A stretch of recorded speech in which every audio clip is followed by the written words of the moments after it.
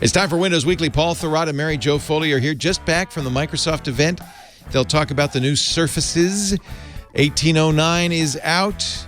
We've got a leather laptop, and the magic window has slammed shut. It's all coming up next on Windows Weekly. Netcasts you love. From people you trust. This is Twit. This is Windows Weekly with Paul Thurrott and Mary Jo Foley. Episode 589, recorded Wednesday, October 3rd, 2018. Cut the tip off closer to the end. Windows Weekly is brought to you by WordPress. Reach more customers when you build your business website at WordPress.com. Plans start at just $4 a month. Get 15% off any new plan purchase at WordPress.com/Windows.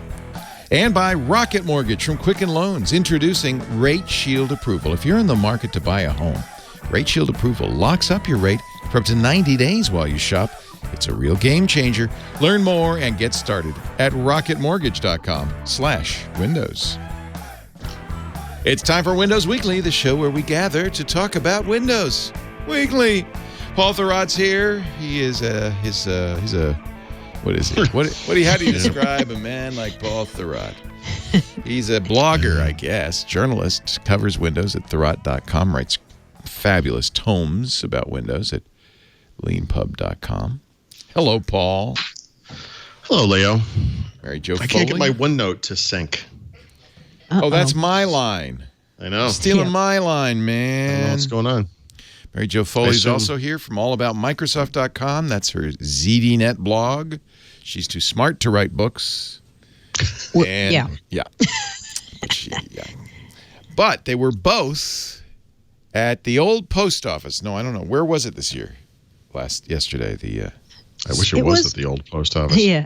It was down in about the furthest west corner of the West Village that you could have been in. Where did they find that? I mean, why did they find that? What are they thinking?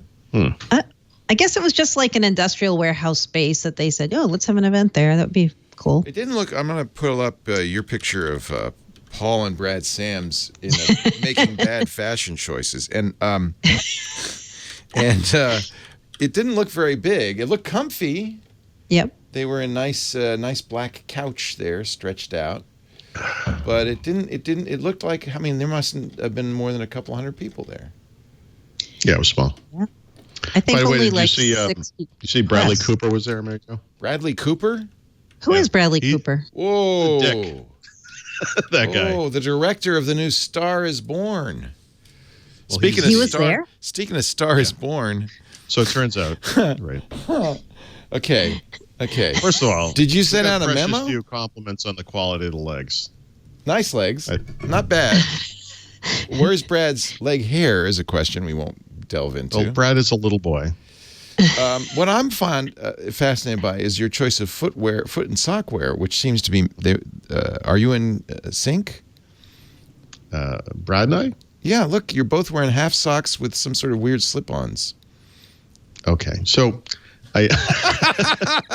Okay, Laporte. He says, okay. We don't really synchronize the wardrobe or anything. No, you look very sweet. Couches, though, that's odd. I know. That's odd because it's. Luckily, I had a lappable device on my lap. Is that it on the right there, the Surface Book, or what is that? Yep. No, that's mine. That's the HP Spectre that I brought. Yes, I recognize that. Every one of us has a lappable device. The Surface laptop is lappable. The Surface Book 2 is lappable. Surface Book 2, sort of. Kind of tippy. Made you, though. They really forced you into the lappable thing. I mean, yeah. I can't. Yeah. That's the strangest setup for a press event I've ever seen. I feel like they do that quite a bit, right? Yeah, last year's Surface Book 2 event was a little bit like this, I would say. It was more of a half circle. I'm looking for Bradley Cooper. I don't see him anywhere. No, was so he would be to my left? Is that who was sitting next to me, Paul? No, he was way in the back. He didn't come down front. So the reason he was there is that Panos Panay's brother works in Hollywood, and he worked on what do you call those movies? The Hangover movies. Oh. And I guess they're friends or something. So the thing is, like, this guy brought. So during the event, I heard a baby crying. And I leaned into Brad, and I was like, "Is that a baby?" Somebody brought. And he's like, baby. "Yeah, it sounds like it." So it was Bradley Cooper's baby, and he brought his like tiny little kid to this event for some reason. It turns out Bradley Cooper is kind of a reclusive type of guy. He doesn't like interviews or photos, or he doesn't like to talk to people. And I saw him, and I kind of took a back step. I'm not a big celebrity guy, but I caught the eye. He's of about this, as big as you get right now. I guess so. And he's so got a hot new movie, The Star Is Born, with Lady Gaga. He's in it and directed it. I had no idea who he was, He's so huge. that shows you me. I'm like, he's huge. I thought this was the guy, and I met the eye of the an employee of the building, and and he nodded. He was like, "Yeah, that's him," and I was like, "Cool." So I thought I'd just take a picture, and he did the weirdest, freaking dive to the floor. Celebrities are like really? That. Yeah, but he may not have wanted the baby in the child. Yeah, and I was like, "Dude, if you don't want your photo taken, here's an idea: don't come to a press event with your child." Yeah, like I'm totally cool with it. Like, just say no photos. I'm not some like paparazzi stalker. I'd like, it's like way to make me feel like a jerk. Like you're a celebrity out in the world. Who doesn't want their photo taken? He's not. He's an actor and director. He's a working artist, and you're treating him like some piece of meat. Yeah. I objectified him. Right. That I was his Me Too moment. Yeah, you were. Yeah, that's exactly what happened. And if you ever try to be in the Supreme Court, Paul, we know who's testifying. Yep. Bradley Cooper is this guy. Do you recognize him now? Nope, I don't. No. Bradley. He was in Hangover. He was an American Sniper. Oh, yeah. He's good in American Sniper. I've never seen any of those movies. That kind of brought him back. American Sniper is a great movie. Sounds like it. Sounds like Xbox. It's the true story of a sniper from Afghanistan who came home and maybe this will help you, Mary Jo. Tried to recover from PTSD. He's the voice of Rocket in the Avengers movies. The raccoon. Okay. Okay. Does that help? No. He is. Guys, I'm like a cultural sinkhole. I think so. You don't remember him in Wet Hot American Summer, first day of camp? Surprising, I do not. That I've not seen. He's actually great. He was in the A team. That's right. Yeah. All right. Hangover 1, Hangover 2, Hangover 3, Hangover the Hangover. Progressively more terrible hangover movies. Yeah. Silver Linings Playbook. He practically won an Oscar. He's very good in that. I think he should have run an award for American Sniper. It's an excellent movie. No, I agree with you. In fact, Lisa hates him until American Sniper. Yeah, she thought every time Bradley's in a movie, she goes, "I'm not seeing that." Really? But then she saw American Sniper, and she said, "Okay." So, Mary Jo, if you've added to these notes, by the way, yes, I was just going to say they've never. He can't. Okay, he can't refresh. I can't see him. You can't see him. Oh wow, you can't refresh. I'll read them to you. Want me to email it to you? Yeah, actually, probably. I mean, I didn't really change much. I'm just adding my parts. I don't think anything you did synced. Okay. I just added something under Windows 10, 19H1. Do you see that? Actually, I do see that.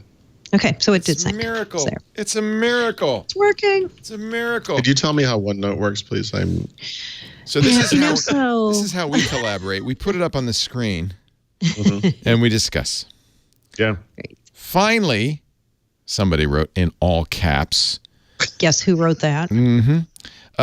You don't have to ask. A major new hardware announcement to discuss. Right. The HP Spectre. I see what you did there, Paul.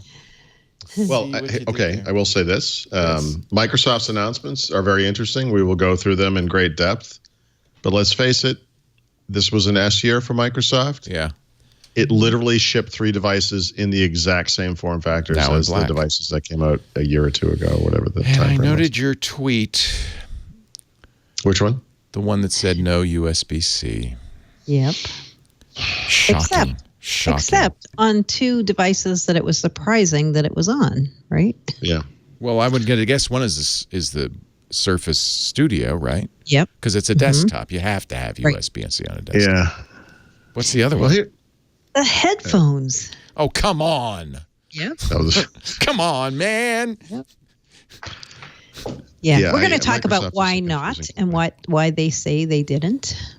And then we're going to talk about why they really didn't. Right. So, because there are diverging paths there. Yeah. Yeah. Our paths diverged in the woods.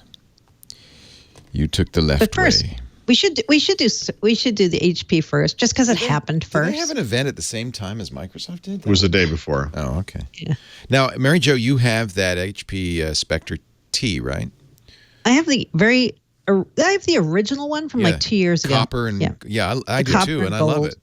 Yep, I like it. No touch, it's beautiful. No touch, no hello, just a nice basic clamshell. That was one problem, and it's not super fast. But they are updating this now with the Folio, they call it. No. So that's this isn't the same computer. Oh, okay. This is a new computer. There was a lot of pressure to go to this event from HP, right? There was this notion that this was going to be like this amazing, life-changing kind of experience. And I have to give them some credit. They are the world's biggest PC maker. And they have made this unholy alliance of materials, leather and metal. It's kind of someone. This is a leather computer? It is. So this is not a cover on a computer, which is what that looks like. Oh, boy. It is literally leather bound to various metals in a multi-layer approach. And, when you hold it as a folio, like when it's closed, it seems like it's a leather folio. Oh, interesting. Yeah. I have to say this is pretty impressive. I feel like it's going to be slightly held back by the internals. It is a Y series processor in there. It does at least have 8 gigs of RAM, full HD. Well, so this is an executive PC for people who don't need the processors. Yeah. But here's the real innovation. I'm sorry. Now, you call this automobile quality leather. I call it football quality leather. It looks like a football. I thought it felt like a basketball kind of. I said basketball. Yeah, but exactly. It's pigskin. So the reason it's automobile quality is because actually it is, but it's designed to withstand, you rubbing against it constantly, and it's not going to get ruined. So by the way, aside from the leather, which literally is an innovation, you can make that kind of comparison to Alcantara, which maybe we should. I actually think the real innovation here, and I say this having used many, many HPs that are convertibles that have like crazy origami style folding whatevers. This thing, the way that this folds, the way that you kind of bring the screen forward so that it's in like a consumption mode, or keep bringing it forward so that it's in laptop mode, is so natural and so normal and so immediately obvious. Mm-hmm. It's actually kind of wonderful. And actually, I'm coincidentally, this is right here. So the Intel version of the HP Envy X2, I don't know if I can show this to you. It looks like a folio kind of thing. It has this fake, it's plastic really, but kind of a fake. Mary Jo and I both have this and loved the design. No, you don't have. We have the ARM version. We don't have the Intel one. So this one has a completely different way of folding, and it is ridiculously stupid. Oh. And the fact that Intel, or rather HP, came out with these two devices within. So when you open this thing up, you can't really see this very well. This computer's not attached to anything. You have to attach it to this. Yeah. Then you have to kind of fold back the back. The thing slides down. It only supports actually 2 angles, but one usable angle. And it's like this ridiculous thing that it's not connected to anything. No. Mm-hmm. So with the Folio, you can't detach it. Doesn't become a tablet. It's just a convertible. Mm-hmm. That thing never detaches. And the hinge is so simple. It's not like this Surface Book metal, what do they call it? Memory wire kind of, craziness inside that's going to, go south in 2 years. It's just the simplest thing in the world. It just detaches from there. It moves forward. It lays down. It comes back. You know what I find really interesting? This is a mode where you're hiding the keyboard, but you still have the touchpad. Mm-hmm. I don't know. That's really useful if you're watching a movie. Yeah. Yep. I've never seen anything do that before. Yeah. No, I don't believe one ever has. In fact, there was a weird, no, wait a minute. Yeah. There was one that had the trackpad was behind the keyboard, right? Because they were someone was trying to make That's a weird, not good. remember that thing? Yeah. No, I do remember that. Like they've solved some problems with this. How's the keyboard on it? Is it nice? It's great. 1.3 millimeter travel. It's solid. It's kind of like the Spectre that you and I have, Mary Jo.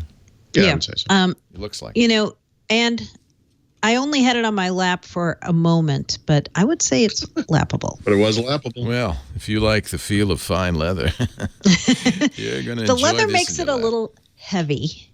Oh, it's I bet. Dense. Oh, yeah, that's it's dense. interesting. How much does it weigh? I know. What does it weigh? Over 3 pounds, right? Oh, no, it can't be over 3 Is pounds. this, let me ask you, though, is this a weird picture? Because it looks extraordinarily wide. That's just a... Yeah, I think it might just be the angle. So that's it. That's the device in tablet mode. It is a 16:9 screen. This is unfortunately it is one of the things we're saddled with. It's not a 3.2. Okay. Yeah. I kind of like the looks, though. I'm tempted. It looks really classy. And there's going to be really a burgundy model, right?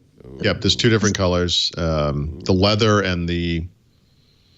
I'm not sure if the top of that top part is... It must be aluminum. I think the interior is manganese. I forget which is which. But the metal and the leather colors are different on each model. So there's like a burgundy and whatever color, and then whatever this normal brown color is. And whatever color. I don't remember the colors. I'm sorry. Old baseball mitt. Yeah. Yeah, you could probably get some baseball oil and rub this up. The game and rub it up. Yep. The other thing is it's serviceable, not end user serviceable. It's not like you could pop a screwdriver in there and pop it up, but HP can actually take this thing apart, and it's not sealed like a lot of computers are today. Oh, really? And it's not like it's glue and whatever. Like something happens to the Alcantara on your Surface laptop, you're kind of pretty much gonna have to replace it. Yeah. Well, this guy, I mean, I don't understand why companies still make large bezels. Yeah, Apple does too. I just don't. I thought that we had solved that, but maybe not. Well, my big argument it weighs 3.2 pounds. Oh, it is. That's pretty heavy for something that size. So but the thing is, it has a humongous battery in it, and it gets 18.5 hours of battery life, supposedly. Finally, they say. We're seeing let's try it out. Significant battery life, both from Microsoft and HP. That's good. Yeah, that's good. Okay, pretty nice, pretty sweet. Yeah. When is it available? I believe at the end of the month. And $12.99. Starts at $12.99. Huh. I see there's an i7 in it, but that's kind of the slower i7, or it's like the M7 or whatever. They don't really call it that anymore, but it's the Y series. Yeah. Pretty. Which, by the way, is fine. This thing I just showed you is a Y series, but what this is really held back by is the RAM. This thing only has 4 gigs of RAM. The HP NV. Oh wow. Yeah. The one, it's completely unacceptable for a modern Windows PC. Can you max this one at 8 or? I actually, I'm not sure, but it's probably only 8, but I'm not actually 100% sure. So, this is the HP Folio, available end of the month, just in time for Halloween.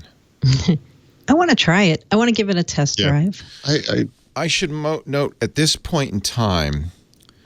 That I'm going to turn on all my phones because it is 11:18, right. And it is possible that sometime in the next half hour we will get a little Cheeto will appear on my phone from the Cheeto in chief. I'm sorry, what did I call him? Cheeto, and that's disrespectful. You're right. No, come on, Leo. It's Commander in Cheeto. Let's get it right. Actually, and it's not from the president, even though it's called a presidential alert. It's from FEMA. And it is the first test of the presidential alert system. You cannot disable it on your phone. So I'm leaving all my sounds on because I want you to hear. It won't. Yeah, see, this actually is an interesting question because I know in radio, because I take this test all the time, I'm not allowed to in any way rebroadcast the EANS alert tones. Just got it. Uh-oh. Just got it. This is a test of the... You got it too. We're hearing it everywhere. Of the National Wireless Emergency Alert System. Yeah. Oh, Lord. All my phones are going off. Oh, no. Help me. Help me. Oh, my God. Jeez. It's good I had a bunch of phones. The one thing you got to hope, though, is he actually can't ever send out an alert. I'm not clear on that. FEMA said that this is not, that he can't, but I'm not clear on that. I'm just worried because of how he tweets and how often. If the president can set off a nuclear war, I don't know why they wouldn't let him set off a presidential alert. Sure. All right. Well, there it is. There's the alert. I hope you all enjoyed it. This was only a test. No action is needed. That is not cause for alarm. Also, vote Republican. And yes. And don't forget, Election Day is only 6 weeks away. The nation needs your vote. Wow, that worked. It worked. Yep. Did you went off your your one of yours? my phones, though. Did all yours go off? Yep. Oh, The only one that didn't go off of mine. Shh, now they know I'm playing Pokemon Go. Stop it. Now, the only one that didn't go off of mine is my main phone, my iPhone. That's weird. I thought you were going to say your Windows phone. Yeah, my Windows. Actually, let me check. He was going to, but it was 2018. Yeah, let me check.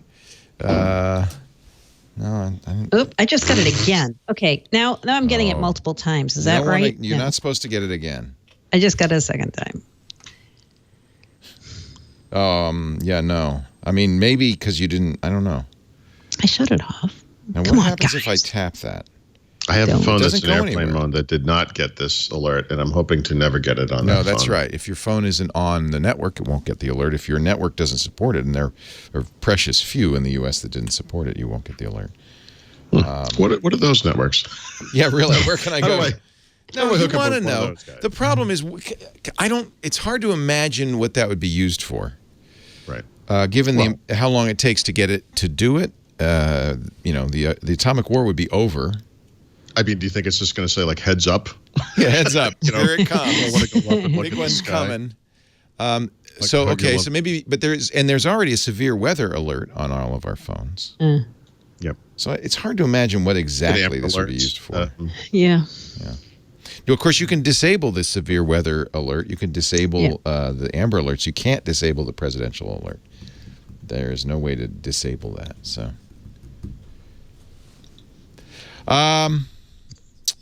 let's take a break, and then I love it that we led with HP. Microsoft. Chris Capizell is grinding his teeth right now.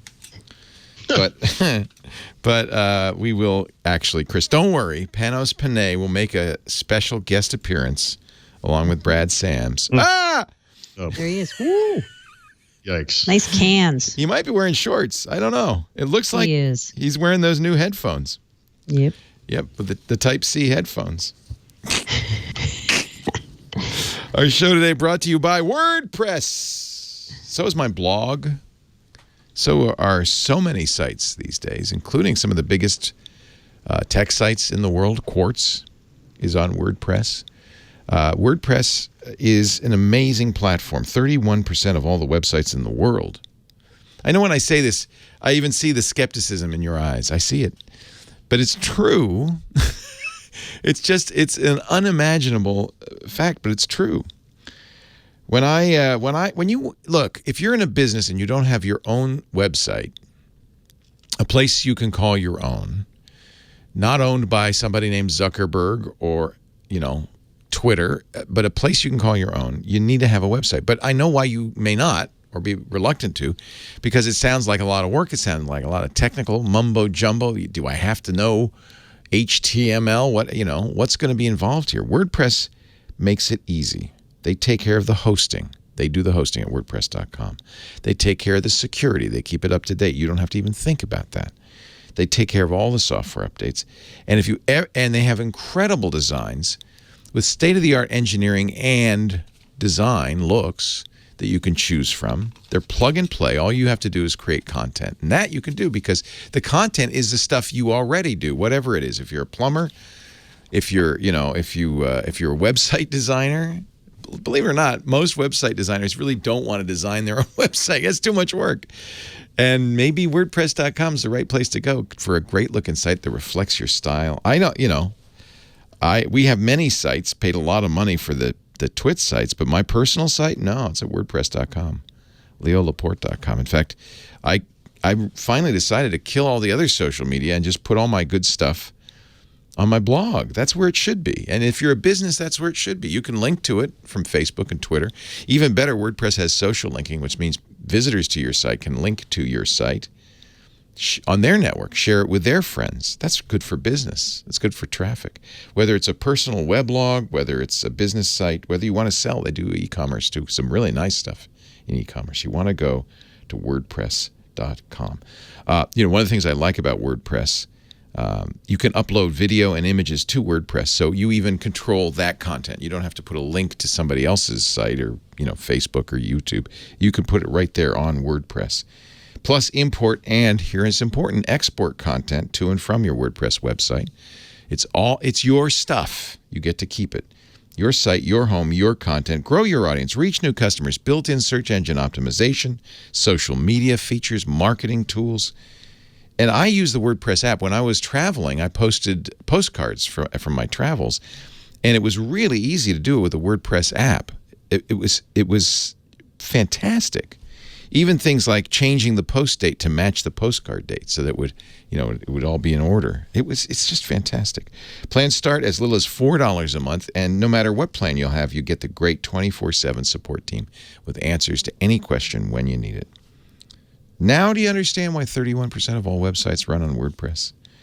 Get 15% off your new plan purchase. WordPress.com/Windows to create your new website. WordPress.com/Windows. WordPress.com/Windows. We thank WordPress for making Windows Weekly possible.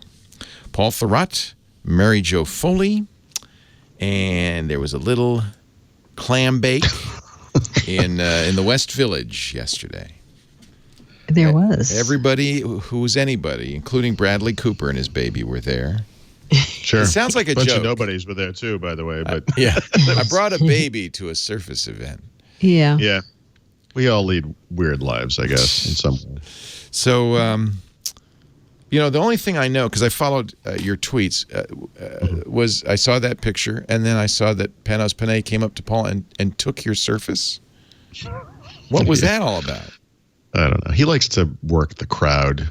Did he give it back? It's a little different at a tech event than it is at like a comedy club or whatever, but in this case, he kind of just pinched my laptop shut and he walked away with it. And then he talked about, so was there a stepping back reason from to do this? Yeah, he usually does something like this, right? Okay. So his whole point, and I think this ties into my S-mode joke S-year joke from earlier, is they really didn't have anything new from a hardware perspective that was major. I mean, there were headphones, obviously, but so they've updated the internals. They've kind of gone forward with the computers they had from last time around. And I think what he was trying to push was this notion that that's what Surface is all about. The machine gets out of the way. You don't have to worry about this kind of stuff. We're not talking about speeds and feeds and blah, blah, blah. We're talking about the kind of touchy-feely emotional side of this where it's about the thing you're doing on the device. We don't worry about that other stuff. And which is a cute way of saying we don't have anything new to show you because, so they didn't even stream this event, right? Why not? It wasn't live stream.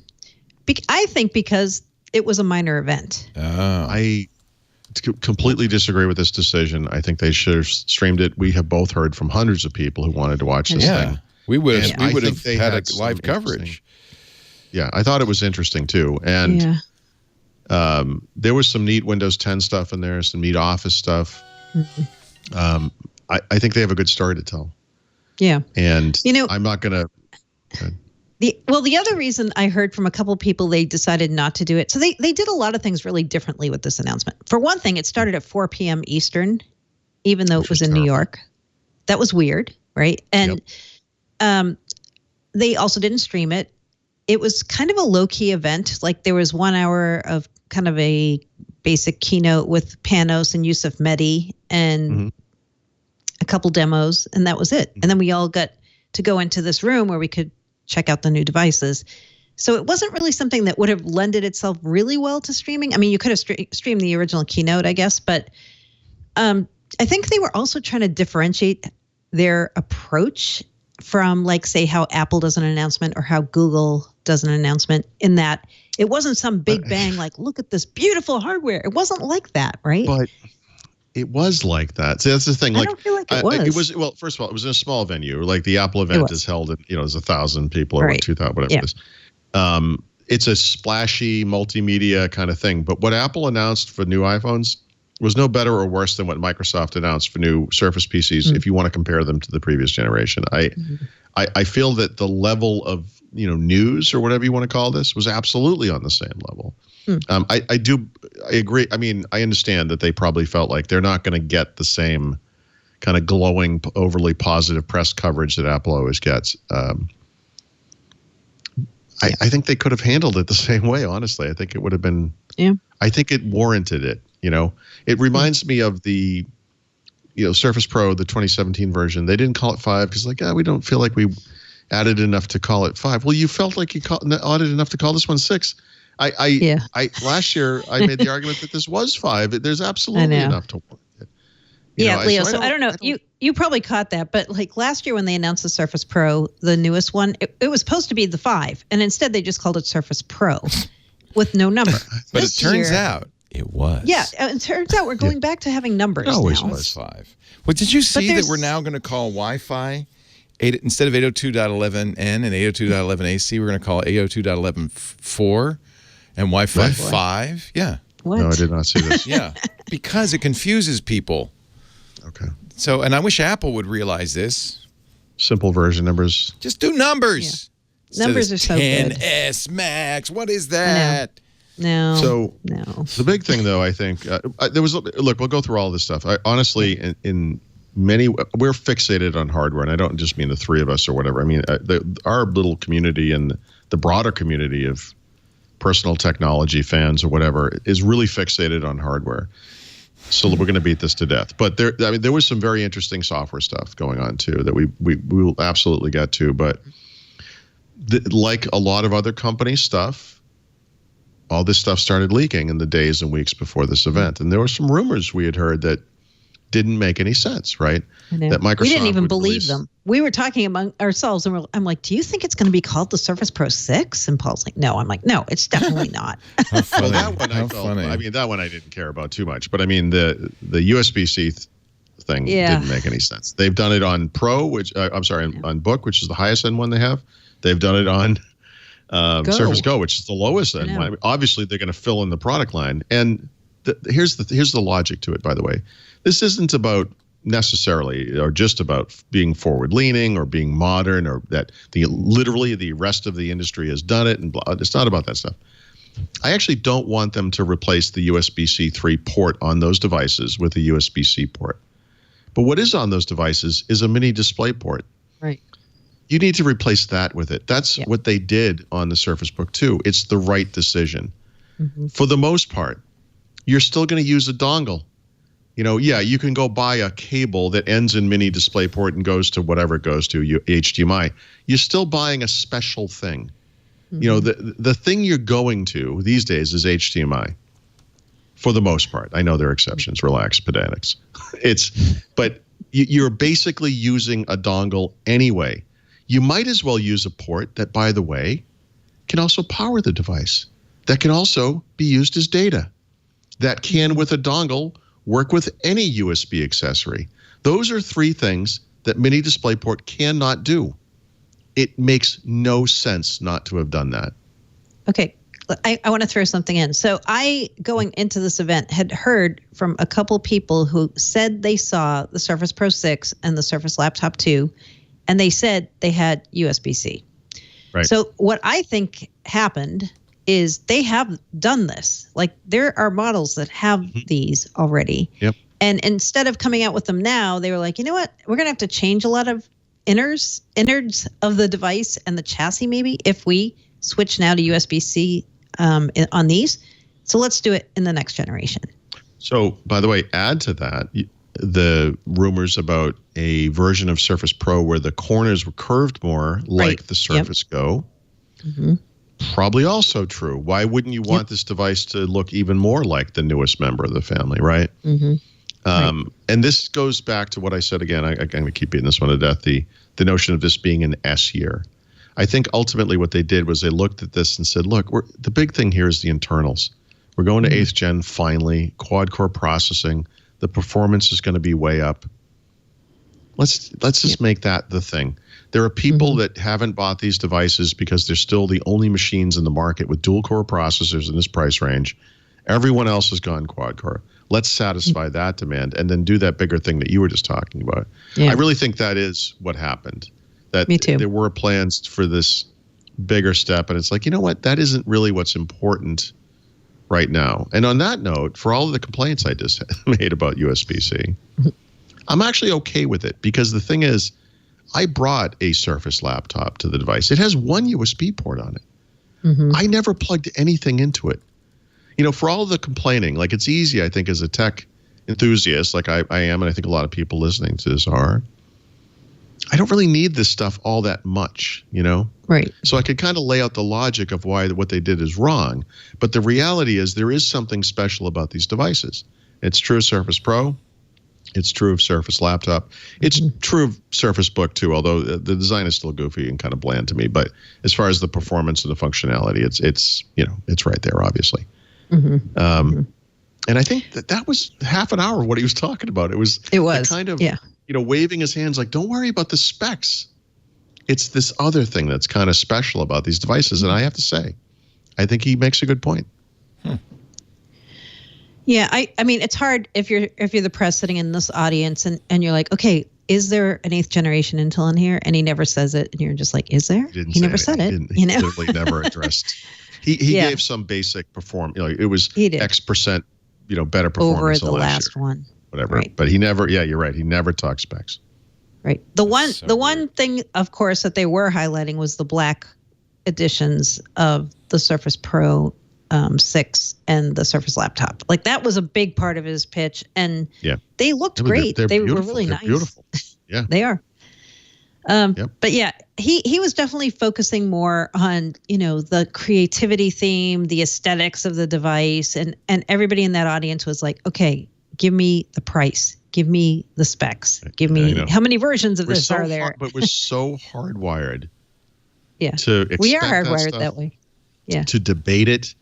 To complain when they don't deliver that exact thing that I need for some reason, even though I never use it, or whatever it is. And speaking of which, there's a bunch of stuff kind of tied to this. You have an article, I think, that's about how there are consumer and business versions of these devices, which is very interesting. This isn't actually, they've technically always had that kind of thing, right? Or have had that for a long time. But there's actually a big difference this year that makes this unique, because for the first time, the consumer versions of those two products are shipping with Windows 10 Home, which, by the way, is another thing that sets off an automatic knee-jerk response, as it did, by the way, for me too. I'm not pointing fingers at people, and this is me too.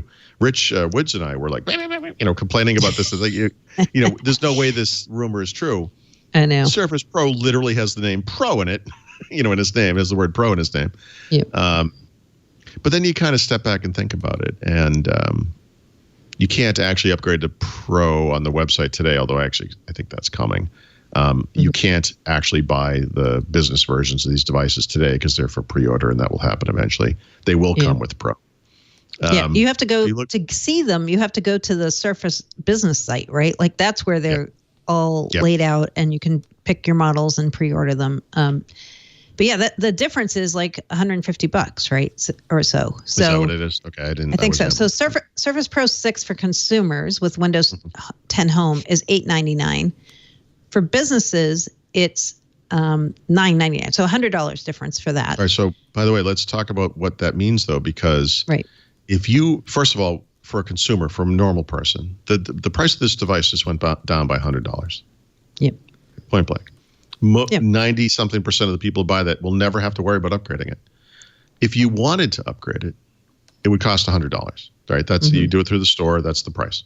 Yep. But you actually get more from the business site than just the Pro upgrade, right? Isn't there a? There is. There's a new warranty that. Well, it's not a brand new warranty, but it's a thing called Advanced Exchange that exists, I think, for Xbox and some other Windows devices. It's considered like an advanced warranty. So if something happens to your device, they'll give you expedited device replacement for no additional cost. So that comes with it if you buy the business version. It automatically just comes as part of it. This is kind of an interesting peace of mind thing, right? I Consumer Reports just confirmed. We don't have this in the notes, and I don't think this came up last week, but they just their newest reader survey. Surface devices have gotten overwhelmingly positive remarks from their readers. Those devices, except for Surface Go, are now recommended again. I think the difference between the no recommendation and the recommendation was the new generation of devices.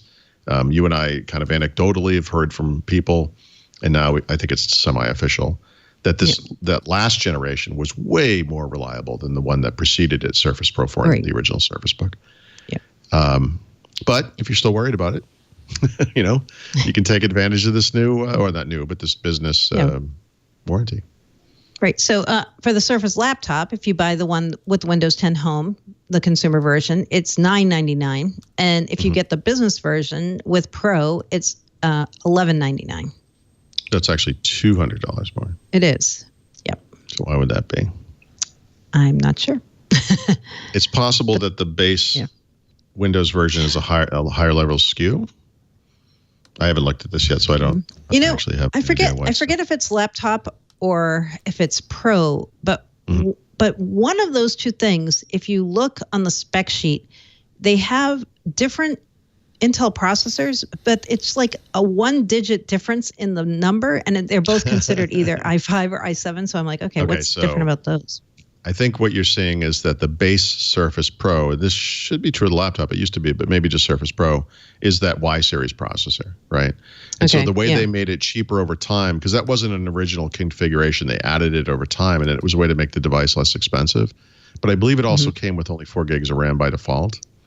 And I think the big difference this time around is that I believe, I'm not looking at the site right now, but my understanding is that device actually comes with 8 gigabytes of RAM, 8 gigabytes of RAM. So it's probably a reasonably good experience, unlike, say, a Core M, whatever it is, with 4 gigs of RAM. Oh, I got to give you a statement I just got, too. This is really interesting. So the one thing that was not mentioned at all in yesterday's announcement was Windows 10 in S mode or Windows 10 S. And if you remember, when when the Surface laptop was introduced last year, it came with 10S. That's right. That was just like what it came with, and you could upgrade to the full Pro version, but every one of them came with 10S. So I asked today, okay, so if you bought either the new Surface laptop or the new Surface Pro, you can put them in S mode, right? Like they're going to be available in S mode if somebody did want that. Here's the answer: no. We accomplished our goal of introducing Windows 10 in S mode to a broad audience with the initial launch of Surface Laptop, and we will continue to fulfill this market need with Surface Go. Surface Laptop 2 and Surface Pro 6 run the most optimized operating system for the people who use it most. I'm going to just take that as a victory for Paul, if you don't mind, because I have literally been on an 18-month crusade to explain to people that S mode is a complete waste of time. Except they're still shipping Go with S mode. Yeah, but Go is a complete waste of time, so that makes sense. Like this is, and you can get out of it, right? I mean, I honestly didn't expect you to say this. I thought they were, but this is fascinating. I think what you just said is Terry's gone. That's what you just said. I'm not kidding. I was surprised. I was so surprised by the answer. Approach, right? That's completely different language. I know. I thought they were going to say, okay, and if you do want S mode, obviously you can put this thing in S mode, right? But no, that's not what they said. That's amazing. Yep. Good. That's the right thing to do. Brad had uncovered some documentation from Microsoft. I think it was back in, I don't know if it was May or whenever it was earlier in the year. And it had to do with Microsoft's strategy for Windows in the year ahead. And how, this has obviously kind of gone up and down over the years, but obviously they've added SKUs and SKUs and SKUs over time. And sometimes the number of SKUs goes down and sometimes it kind of goes back up again. And what they've kind of found is that these mode things like S mode, there's some sense to this. Like you can just say, look, it's Windows 10 Home, it's Windows 10 Pro, but there's a workstation mode essentially. There's an advanced mode supposedly for home that no one's ever actually seen in real life that supports like those 9 core processors and all that stuff. I think that's kind of, even though it sounds like a subtle distinction. I think doing it that way makes more sense. And if you had said like, look, you can get this thing in S mode, and then obviously that upgrade is free if you want the full thing. That would have been fine. Like it's still less of a hardline stance than Windows 10 S was when it was originally announced and when it originally came out. And that they're getting rid of it is hilarious, basically. Yeah. Yeah. So on a real computer, you get the real version of Windows. And by the way, you got to think this ties a little bit to the Office news from Ignite about how we're not doing Office Mobile anymore, not really, on Windows, right? Now that Office is in the store in full Office mode, we're going forward with this. This is Office. These things are related. The store app thing not taking off, UWP, and Windows 10s or S mode not taking off, I think are kind of commingled. And I think what we're seeing here between these two announcements is them recalibrating post-Terry. That's not a bad assessment of what's going on. I mean, a lot of things have changed since Terry Myerson left, and I think it takes a while for all that to trickle through the system. He left in March? At least announced he was leaving in March. Left a couple months later. But it takes time for things to change and for them to also get all the telemetry and feedback. I'm sure when when Surface Laptop shipped last year, they know how many people kept it in S mode. I would love to know that number. Oh, it's a low number. I have no idea what it is. It's a very low number. I would guess. And I would guess it's without low. that statement that you had just provided, what I would have said about S mode and this event is the very fact that they never even uttered the phrase S mode. No, they never is did. all you need to know about it, right? Yeah. They don't have a customer they can point to. There is no educational institution or corporation somewhere that has come out and said, yeah, this exactly meets my needs, because it meets no one's needs. It just doesn't. I've been saying this for anybody. I don't get to be right a lot. Could we celebrate this? Is there confetti that could fall down from the sky? I mean, I don't know. Yeah. What else didn't we talk about? So we didn't really talk a lot about Surface Studio yet. Yeah. That's the device I should mention that I use in the big studio all the time. Oh, yeah. And the old one, I love it. Sure. But it was $3,000 when I bought it. This one's $3,500. It is. Yeah. And what else about it? It features a 7th generation Intel processor. The new Pro and the new laptop both have the 8th generation. Which, by the way, people are freaking out about. But Leo, you may know this off the top of your head. I believe the original Surface Studio was 6th generation. God, and I think it was. Seems like it's almost 2 years ago. Yeah. Do you remember what the type of processor was? It wasn't a U series. It was possibly an HQ series, or it's not a desktop chip. No, purely anecdotally, that machine was kind of sluggish. Right. It became clear that you were paying the money for the screen and not the hardware, really. So they say i5 or i7, but I'm looking to see if they say anything about this is just, they say nothing. They didn't even say what generation. They don't say anything. Yeah. So I'm sure we got the i5 because that was $3,000. Okay. They had a hybrid drive that was so awful that we immediately replaced it with 2 drives and SSD. Well, we have good news for you there, by the way. They are not selling that anymore. Good, because that was terrible. It's all SSD. Yeah. And this had a did have a dedicated NVIDIA graphics card. I guess it needed it for that display. It was probably pretty low end. I don't remember what they put in the new one, but it's improved. It's probably not too difficult to be The display wasn't slow. I'm actually completely happy with the performance. Once I put the faster hard drive in there, it made a huge difference. You're right. It was a 6th generation Intel Core i5. Yeah, so it's a newer generation. I suspect that Surface Studio is another thing that we can expect. Next year, I would imagine. Well, actually, it's Surface, so 18 months from now, whatever. We're probably going to have a major Microsoft hardware event at a big venue that will be like an Apple event, and lots of people will show up. And the reason will be form factor changes and possibly architecture changes, right, around a faster form of Surface Connect or however they make that monstrosity happen. But yeah. So we I don't know if anything has changed given what they announced yesterday, but this past May, I heard that there was going to be a major, I wouldn't say architectural change, but more of a revamp in the look and feel of the Surface Pro. And it was coming in 2019. It was described as a major change in the product. So now that this has happened, I don't know if that plan is still on or not. I bet it is. I mean, that's the thing. Codename Carmel. Remember, Brad had that codename Carmel. That's that thing, whatever that is. They have to be looking a couple of gens out. I mean, they do this with Windows versions. They make Office. I'm sure they must be. So yeah, Surface Studio. That's interesting. Not in black, if people were wondering, because Microsoft's photo of this made it look black because of the way the picture was angled and the bezels. But that does not. Well, come the in bezel. black. I think the bezel is black on the front. It is. But the whole machine is gray. Yeah, it was always and then black. silver, obviously. Yeah, it looks like exactly the same. Yeah, it does. Yeah. I believe it is. Well, so there's one little difference. I don't have a Surface Studio, but I believe that your video out on the back is mini display port, which is that kind of almost square little rectangular port. I think you might be right, yeah. On the new one, it's USB-C. Okay. I believe that is the only physical They difference. skipped HDMI entirely. Well, yeah. I mean, No, right. it's fine. I'm Whatever the unhappy. port is, you can dongle your way to something. It. We dongle it. Yeah.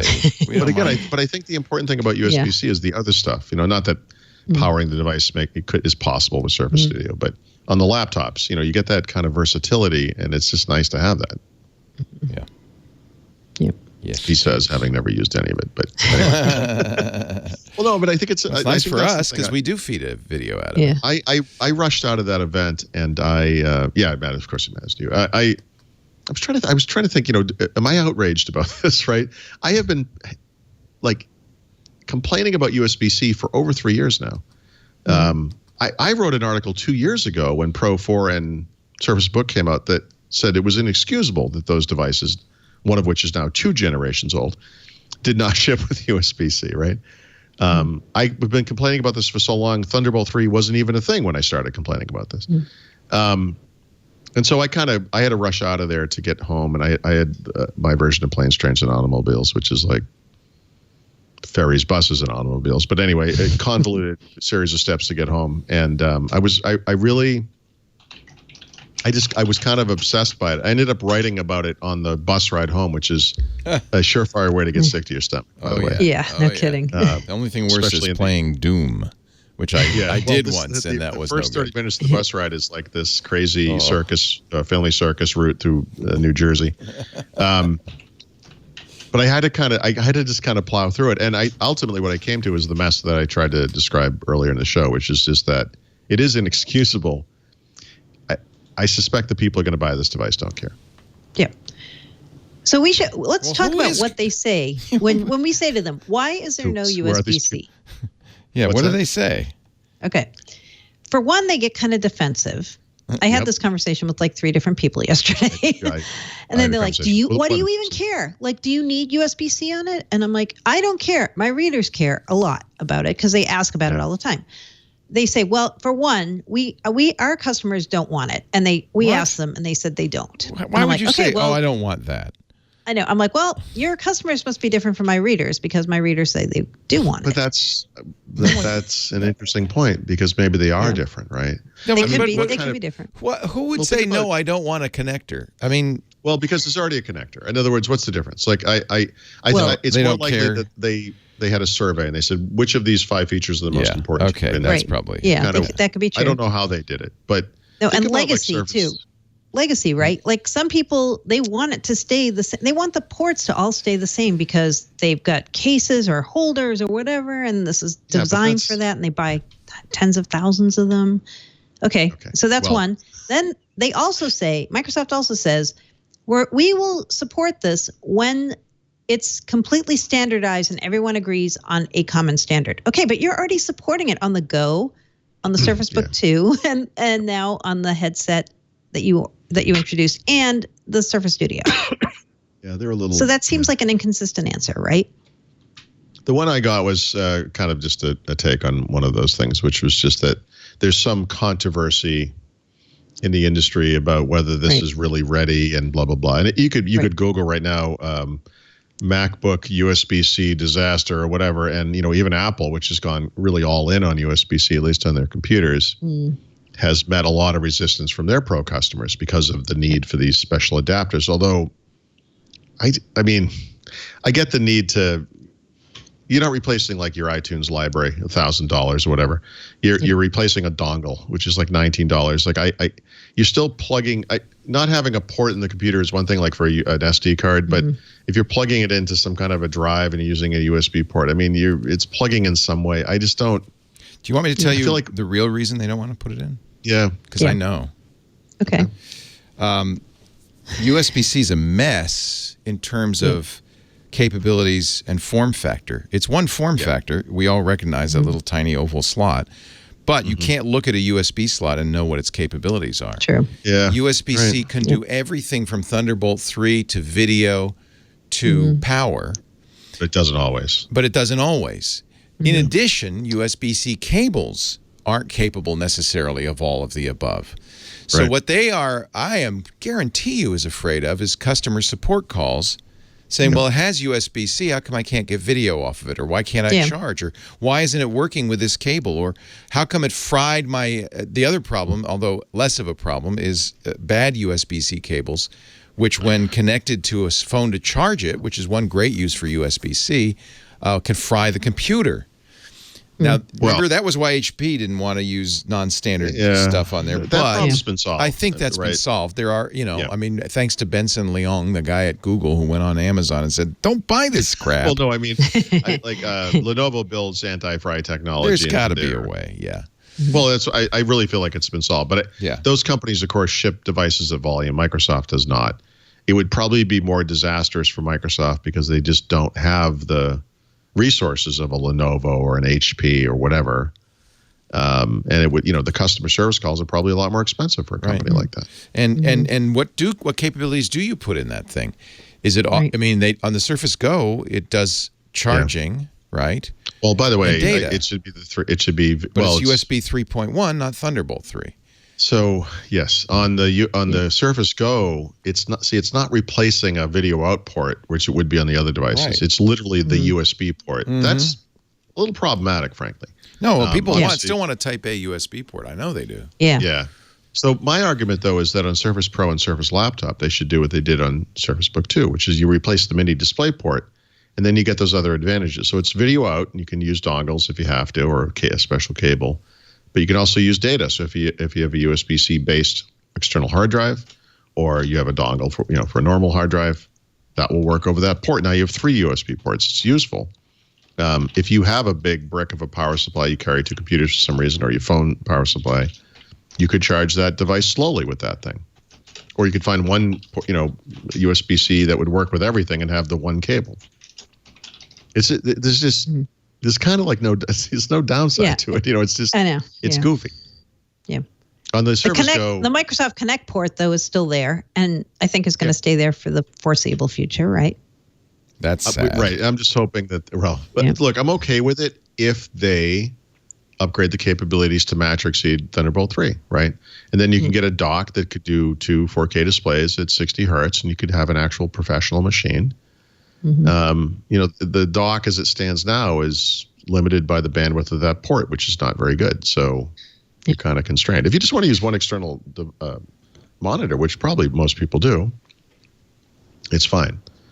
But you have a device like a Surface Book 2 that can cost upwards of $3,000. You might have an expectation about that, that's not being met.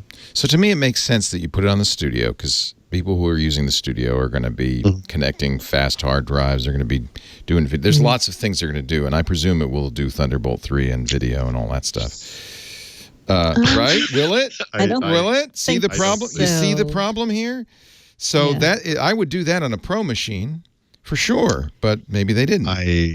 I agree with you 100%. I mean, and I could see on a laptop where space is a constraint, unless you're like Apple and willing to say, the heck with it, we're moving forward. You guys catch up. If we'll see you, we'll see you on the other side. But they're not like Apple. That's exactly the anti-Apple. By the way, in that regard. That might be the point. If you think about it, the Surface laptop lines up nicely with the MacBook Air, which actually does not have USB-C ports, although it's about to be replaced with a device that probably does. This may be Microsoft taking a step back, like Mary Jo was saying, we're going to do the big thing next year, but specifically to go after that crowd of Apple users who are a little disgruntled about the lack of these ports. That's what we thought the Surface Studio was going to be. Well, I mean, for the portable part of the market, okay, yeah. Surface Pro and Surface Laptop, you've got, and then of course the big powerful Surface Book 2 if you want that. You've now got this range of devices, each of which has at least one legacy port. And they are beautiful. Yep. I listen. I found out I've run out of ways to apologize to Microsoft today, but I guess well, what it's I'm a little saying disappointing. But maybe they don't. Maybe they don't really care how many they sell. Maybe it really is. I think they care, but well, but I mean, how much do they care? They care a lot, or is it more to demo what they can do? It's not like it's not as important to them as like say Office or Windows or Azure, right? It's their hardware business though is $4 billion a year plus now. It's not insignificant. Is that revenue? I suspect that if we were able to get Panos Panay in a room years later when he's gone from Microsoft and say, "Come on, you wanted to do this in 2015, didn't you, or 2016 or whatever?" He would, yes, obviously. Yeah. But I just wrote something about Apple with regards to like how they supposedly invent the future, and then people don't even know they want that stuff. But Apple actually is a really feedback-driven company. As it turns out, they always improve their products after the first version comes out to match what people actually want. Microsoft does the same thing. They tend to do some more user research up front. Other PC makers do as well. Of course, HP, Lenovo, Dell all do this. There's no. We can complain all we want as enthusiasts. Like, I want this port for some reason that I can't quite explain why I will never need it, really, but I just want it because you never know. And Microsoft can point to this data that they have where and it seems like that's what they've said, where we know that the people who are buying these things don't care. Right. Well, I'm sure enthusiasts care, but I'm sure enterprise doesn't care. I'm sure that's what Microsoft's saying, is it? Yeah. I think that's true. Lack of ports on a device is probably wonderful for the enterprise. Yeah, enterprise doesn't want it. Yeah, right. It just complicates the life. Yeah. It's harder to get the super glue in. Yep. That's right. Yep. Right. You got to cut the tip off of that thing a little closer to the end. Yeah. All right. There we go. I think we've dealt with the USB-C issue. Yeah, I think we've dealt with it. And I think you're totally right, Leo, about why. I think that is a much better. If they just said that, like, guys, this is what could go wrong, I think we would be like, yeah, you're right. It's I have to say, as somebody who uses USB-C all the time, it's confusing. I'm constantly explaining to people. It could be USB 3.1. It could be Thunderbolt 3. Might have power. Oh, I agree. And remember when they went, I think it was USB 2 to 3, they started coloring the ports, right? Unless you were on a Mac. So you could kind of tell, like, blue was, I think, the slow one, and yellow was the fast one. And sometimes you'd see even like a red one because that meant it could do charging when the device was off and blah, blah, whatever. You can kind of make fun of that kind of thing. But honestly, I think that would make tons of sense. I mean, first of all, I think every USB-C port should do this exact same thing. But if we're not going to have that, I think putting a little color ring in there would make a big difference. It's kind of a dark little port. I don't know. I don't know if you can see anything in there. It's maybe you could flash different color lights. That might be the issue. Remember when HP came out with that Spectre I'm using? Like, there's 3 USB-C ports, right? Two of them are one thing, and right. No, but they're not all the same. That's the they're problem. not all the same. Yeah, the one that's separate from the other two is only USB-C, and that's typically where you put the power cable. You can put it anywhere. The other two are Thunderbolt 3. Right. I think they have additional capabilities. Part of must be that there isn't a solid chipset in an affordable system on a chip support for USB-C that does it all, so that you don't have to, make it a universal port. Once that, when Intel or whoever the hell's doing this stuff comes up with an inexpensive chip that can make all of your USB-C ports do everything possible, Thunderbolt 3, charging, and video, am I leaving anything out? Then everybody will do it. It must be something you have to cobble together. But everyone is doing it. It's really, the thing is, everyone is doing it, Everyone's doing it in a different way, right? Yeah. You don't see it. I mean, you don't see it as much in low-end devices, obviously. I mean, this is kind of high-end or mid-tier market stuff at this point. It enables, aside from capabilities, it enables the device to be thinner.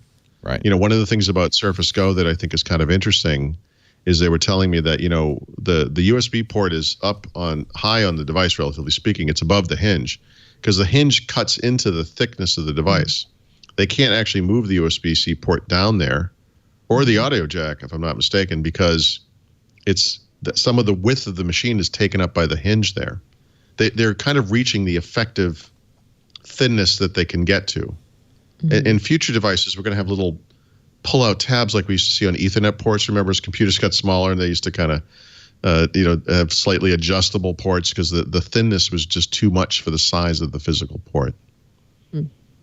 Here's a question from the chat room. Digital Man says, the Pro 6 Business Edition says ready for Microsoft 365, but the Consumer Edition does not. What does that mean? So I think the Consumer Edition comes with a trial version of Office 365. So it is ready for it. Well, I think we're mixing commercial and consumer. I think the ready for Office 365 on business, they mean Pro Plus or one of the commercial SKUs. Does it say Microsoft 365 or Office 365? Microsoft 365. Oh, there is no consumer Microsoft 365. That's okay. why. Right. That's why. Right. Okay. Yep. It's not the only announcement. They also oddly announced headphones, which Brad Sams will now model for us. Yeah. Yeah, you did. There's a much more attractive picture of me wearing those, and we can make it happen. I was wearing them too, making a funny face. Are they comfortable? And why is Microsoft? They're beautiful. I mean, I don't like the big can type headphones. They make my ears sweat, and whatever. These are those over the ear headphones. But they sound great. Yeah. Yeah. Are they? And the noise wireless? canceling is amazing. They're wireless. Yep. And you can dial it up and down. So they're going after Bose and Beats. Yeah. Although, so the why, right? So everyone's like, wait, why is Microsoft doing headphones? They just got out of the music business, and now here they come with this consumer headphone thing. Yep. Okay, so the way they positioned it was actually as a productivity tool. If you listen to how they positioned it, because the whole pitch was, if you're using the Surface Studio and you're in an office and you're creating, what does everyone do who creates like that? They all wear headphones while they're creating. Yeah, they want to block out the office. Right. And they want to be in some kind of a zone. Yep. And that's how they positioned it. It wasn't like we want to be Beats. That wasn't how they came at it. No, but come on. You can't look at this and not see like Bose headphones. Like, I mean, they're so very clearly. Yeah. Alex says, design. Finally, the Surface phone is here. A lot of people were doing that yesterday. The tweet I had was, you finally got the word Surface and phone in an announcement. Are you happy? How much? $350. $350. But they do look nice. And you say they sound, and they have Cortana, so that's a big thing, right? So that was a surprise. That was a surprise. Yeah. It really was. Do you have to have Windows to use them? Nope. They work with iOS and Android also. Yeah, they're just Bluetooth. Is there a microphone so I can use it for my calls? There's 4 microphones. What? Not 1, not 2, not 3, but 4. Okay, nice. Yep. They're nice. They're definitely nice. And they said they will be available before the end of the year. I don't even think you can pre-order them yet. That's right. Yeah, and by the end of the year does not mean October. Right. And when you go to get the page where you can say, email me when these are ready, it says US only. Which I guess that's because of Cortana. That's my guess. I showed the headphone video, so I guess I ought to show the videos of the other devices. These videos are nice because you can see the wallpapers that Apple's going to steal next year. Yeah, it's funny how much these ads look like all look the same. Apple and Microsoft. Yeah. They're just this one's not in black, so you get a choice of black or magnesium. There's a choice, yes, magnesium and black. Yeah. Okay, very nice. Finally, Surface All Access, which means you can pay for this for 2 years, right? Yep. This is what we thought we were talking about a couple of weeks ago, and they're doing it for all the devices. Surface, what was it called? Surface Plus. Surface Plus consumer financing, they killed quietly at the very end of August, I think. They just stopped doing it. And we were like, okay, they must be doing another financing program. So that's what this is, Surface All Access. Dell, which is interesting. Yep. And is that who does the Xbox financing? I think it is. Yep. And it's who does, what was the other financing they just announced recently? I think the business Surface Plus is Dell also. Okay. So the idea is you pick your device, and then there's a monthly fee, $25 a month for 2 years for the Go, the cheapest device, and it was like $100-something bucks for a Surface Studio. Yeah, $151 for a Studio. That includes Office 365. Yep. Okay. Doesn't it? Yeah. Yeah, and this is zero interest rate, so I mean you're going to pay that much one way or the other. It's just whether a lot of businesses. I know our business. I think we take depreciation immediately, so we would prefer to buy it outright. And I bet you a lot of businesses are that way. But if you were depreciating small businesses that can't really afford to maybe pay for certainly the stuff up front. students, individuals, homes, and and in 2 years you keep paying, but you get the newer device or what? Is that how it That's a works? good question. I'm not really sure. I don't know if we. What happens after 2 years? Yeah, that part I don't know.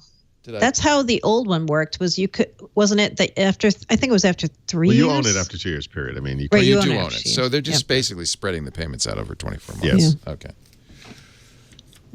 That's fine. That's good. Makes it easy for people to buy. Yep. Zero interest rates, so you're not paying more to do that. Okay.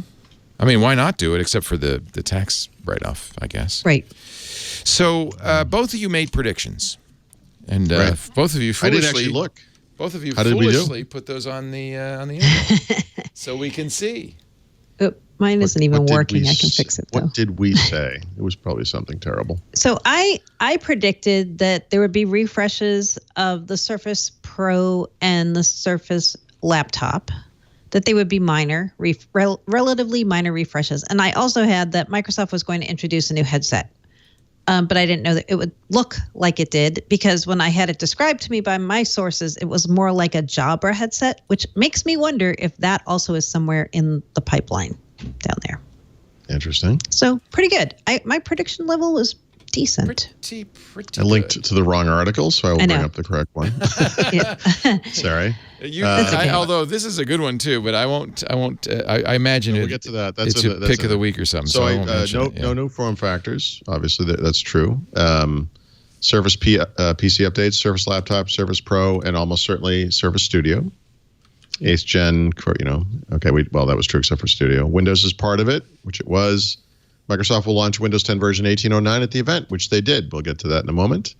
Microsoft did not discuss the next version of Windows 10, which is true. Mostly. We heard, I'm not sure. I actually think the thing they announced is for this version, but yes. You do? Yeah, I do.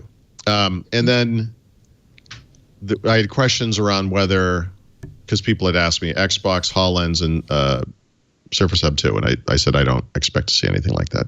Yep. At these events. I think actually that was pretty good. Good. You guys know your business. I know, we were pretty good. We didn't hear anything also about the Surface Pro with LTE, which some people were... I mean, the Surface Go with LTE, but I hear that's still on, but just coming later this year, so they didn't really talk about that. I always thought that was a December thing, which is what they did last year with the Pro. Yeah, that's how I always took that, like late in the year. They also talked about, it was kind of, I guess this was the plan, right? The 1809 shipped at the kind of during the event.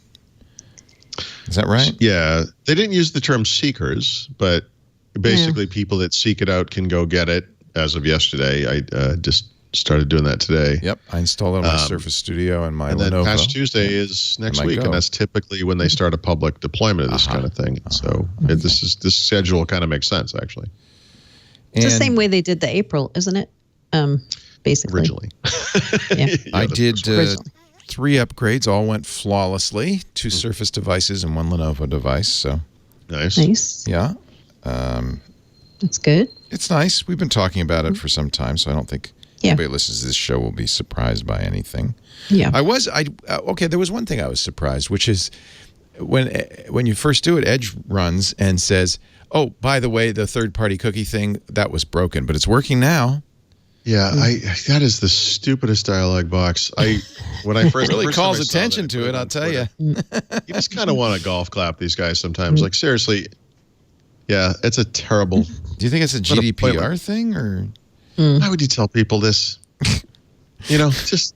Yeah, you could go... Well, I guess they say, something may work differently now that we're not actually allowing third-party cookies, so... Yeah. Just so you know... Maybe. All right. Well, it's kind of an embarrassing admission. How long was it? Is. How long was it? Yeah, not like working? the entire previous 6 months. Yeah. Yeah. It's I tell you what, it's not the greatest. That's the first thing that happens when you get into 1809, when it's running and everything's fine. It's the first thing it tells you. That's what you want to see. We screwed up. We didn't tell you when you were running the other one, but that was completely screwed up. It was a mess. Yeah.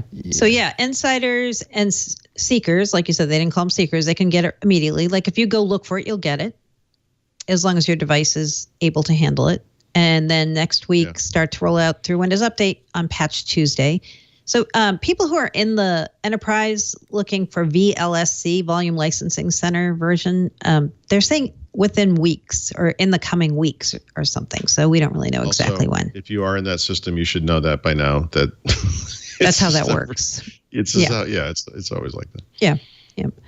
And guess what else rolled out yesterday that didn't get a lot of fanfare for some reason? It's getting it Windows for me. Server 2019. No, it's not. Started rolling out. You were talking about something else. I was afraid. I thought you were going to be a little busy because of the event. Wouldn't notice that.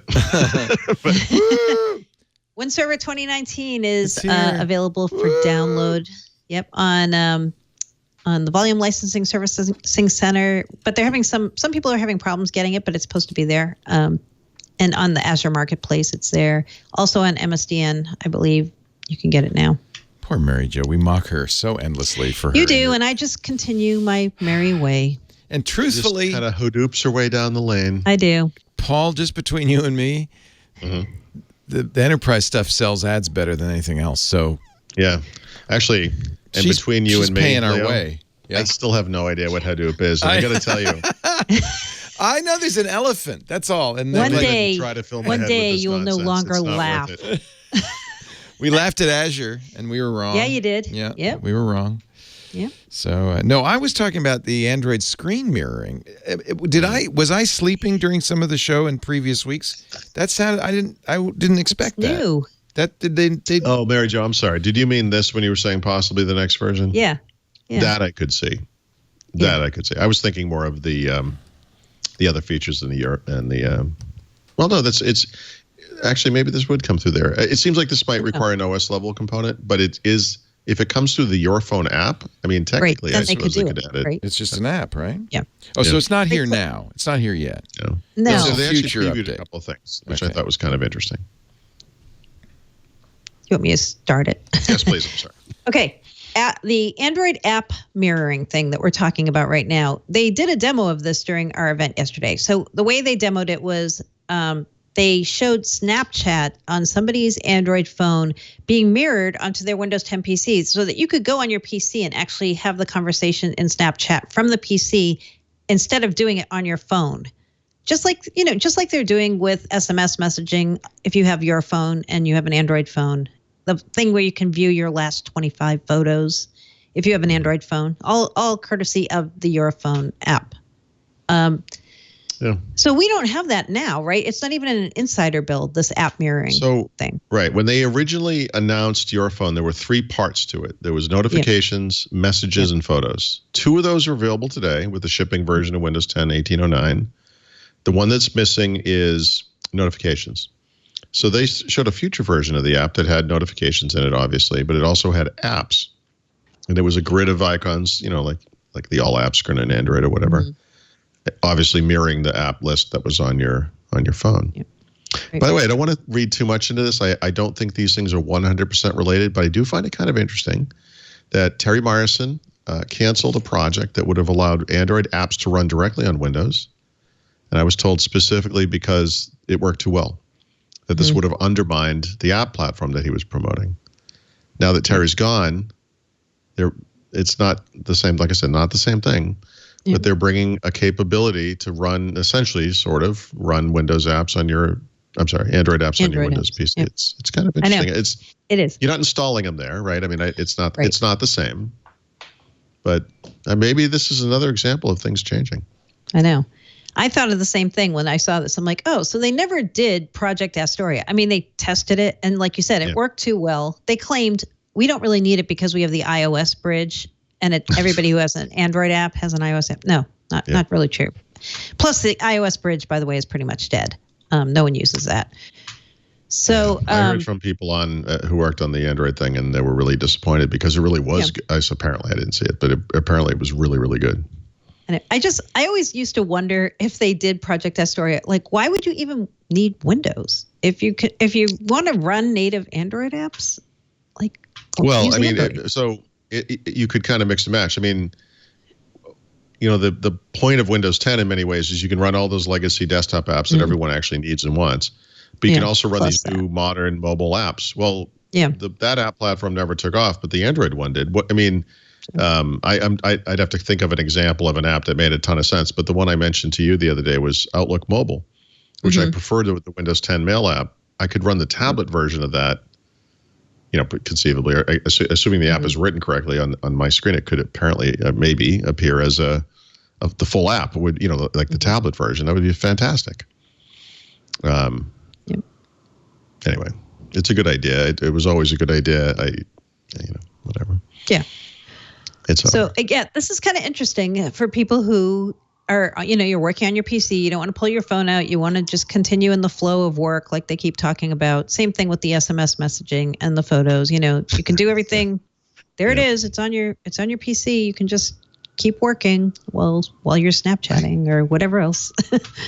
I think it's fine. It's a good idea. Most people probably do have their phone out, honestly. Whatever, but. My phone is sitting next to me right now. If I was I could be in a coffee shop or wherever I am. A text message comes in, just that simple ability to write with the keyboard, the real keyboard on the computer versus the tiny thing which my gorilla hands can never seem to handle, is wonderful, So there's definitely some scenarios where this makes sense. I get a lot of questions. Will this ever come to iOS? I doubt it, right? I mean, will Apple let Microsoft access the platform at that level where they would be able to do something like this? I hear from a lot of people who are like kind of diehard, I'm never going to give up hope kind of types. And do you think Microsoft would strike up a deal so they could take on Google together, and because they both hate Google, and it's like no, I just don't, I'm sorry, I know you want to believe there's some magical thing that's going to save everything. I just no, I don't think that. So no, I don't think this can ever come. I know. To iPhone, like in the way it can on Android. Yeah. So your question is: so is this something that Microsoft could just roll out anytime? Could they roll it out to people who have the October update, or do you have to wait for the next version of Windows, the 19H1, something to be turned on there to make it work? That's what we don't know, right? That's right. So there could be some underpinnings just to make the display responsive or something. It's some kind of a remote desktop type thing. It may be, it could be some combination. It will be exposed to the Europhone app. Yeah. But will it require 19H1 or whatever it's called? Yeah, actually, that's a good question. We don't know. Yeah, sorry. There was a quick tweet that 1809 was on the Volume Licensing Center, but it looks like only the ARM 64 bits, maybe. What everyone wants. I know. That's what somebody just said. Boy. Yeah, just what everyone wants. I'm like, okay, forget it. I'll delete that. That's fun.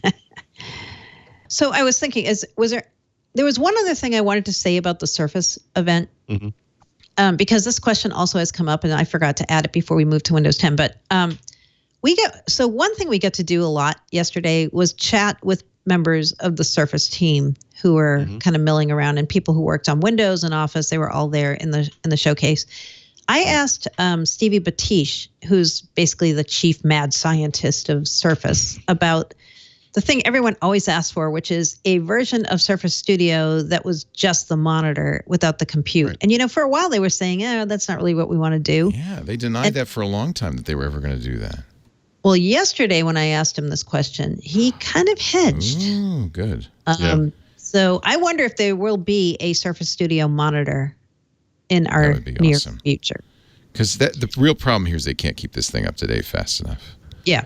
And people love the screen. Right? Yeah, Surface Studio, I've always wanted that because if you have a 3x2 display, they could match the resolution, which I think would be brilliant too, 3000 by 2000. And if you just replace your internal display with external, it's just 1-to-1. Nothing gets mashed around, nothing changes. It just works. Yeah. Yeah. I've wanted this for years. Yep. So that may happen. It's interesting because this exact same question came up when we first got the Surface Studio. And I remember they denied it vigorously. Never going to happen. So it's interesting they're not so vigorous. I know. They weren't really denying it. They were like, yeah, we know people want that. Yeah, that'd be a good point. I'm like, yep. Yeah. For what it's worth, I'm using an HP all-in-one right now that is, it's probably 27 inches. It's 4K. It's got a little base. It's nice. It's a beautiful screen. The computer itself is kind of, it's like i5. It can only go up to 16 gigs of RAM, whatever. But the interesting feature of this is you can pop the screen off of it, and you can buy a base for it and just use it as a display. Oh, wow. You can also replace the screen. If the screen goes south, you can pop the screen off. There's no reason you shouldn't be able to do that. Yeah. It seems like maybe a future version of Studio could be like that. They could offer it in both versions, and Yeah. The other interesting tidbit was I didn't get to interview Panos Panay like in a sit-down interview, but Tom Warren did from The Verge, and it sounds like another peripheral they are building is a possibly a Surface branded webcam. Okay. Which is interesting. They're really getting into this like accessories business now, right? I wonder if this has anything to do with Surface Studio, which has a kind of a weird looking USB. As you said, USB-C, right? That's how that plugs into Surface Studio. Yeah, that's probably how that is. Yep. Maybe that's what it is. Maybe they're doing their own camera. Yeah. So that's kind of interesting too. Okay, now do we want to talk about Windows 10? Yeah. Yep, we're done. 18. I guess we should talk about the build today, right? Yeah. That just came out. 19H1. Yep. We're moving right along now, all of a sudden. There used to be processes and replace that we were privy to, and now they're just slapping this stuff down as fast as they can. I don't know. Yeah, so right before the show, a new build came out of 19H1, which is the new version of Windows that's going to come out next year. And what's different here is it went to both skip ahead and fast ring at the same time, which makes sense because Microsoft is done now with Redstone 5, and now we're moving on to the next thing. It makes sense, sort of. I know what you're going to say. You want to keep that for your tip? I got to keep that for later. But the issue with this really is that they only just released this version of Windows yesterday. And usually Donna or somebody will provide insiders with a heads up. If you want to get out of this now is your time. But this thing just kind of came out. Yeah. So I'll talk about that a little bit more in my tip because it screwed up my tip, you jerks. But sorry. There's a couple small new features in today's build. They're doing some things with how you're going to configure advanced Ethernet IP settings, and there's also a new unified icon for when you're disconnected from the internet instead of having all these separate icons for like cellular and Wi-Fi and Ethernet. Otherwise, it's like a lot of fixes. We're still not talking about any major features yet for 19H1. Yeah. I don't know when we will be talking about that. Hopefully sometime soon. Did we talk about sets? Was that just privately, or did we do this last week? I don't remember. Yeah, sets isn't in here, is it? Or is it? No, not yet, but it will be. Yeah. Yeah, it will be. They haven't walked away from it. No. Right. Yeah, that's it. That's all we need to say about that. That's all there is to say. It's here. Yep. It's here. This naming is going to be. Did you ask him about the naming? Is this going to be? If this is just a code name or not? Yeah. I would expect them to continue with the month-year thing. So I would expect the next one will be April 2019 update. Yep. I think this is just a code name. Okay. Is my guess. Yeah. This was originally called RS6 internally. It was. And in fact, a lot of Microsoft guys still have a hard time not saying it. Yeah. But again, Terry's gone, so we're changing everything. So, they're getting rid of the name. Yeah, and they're, now they're part of Azure Engineering, so they're going to start, I would assume, going with what they do for code names and adopting to how they do things there now, which is different. Yep. That's fine. The consistency is good. So when Panos Panay took your Surface, you did continue to tweet. Did you do that on your Surface phone, or did you get your Surface back? I did have a phone. Okay. I was in the middle of writing when he took it, which I didn't appreciate. Oh, jeez. No, it's okay. It was all in good fun. It's fine. All in good fun. That's what bullies say when they kick your butt. Well, it's a little school lunch, money. Yeah, it's okay. Yeah, it's all in good fun. One of your tweets, many of your tweets, you seem to be inordinately excited about to-do lists coming to Outlook.com. No, I'm just teasing because I know you like the Wunderlist kids. Yeah, I mean,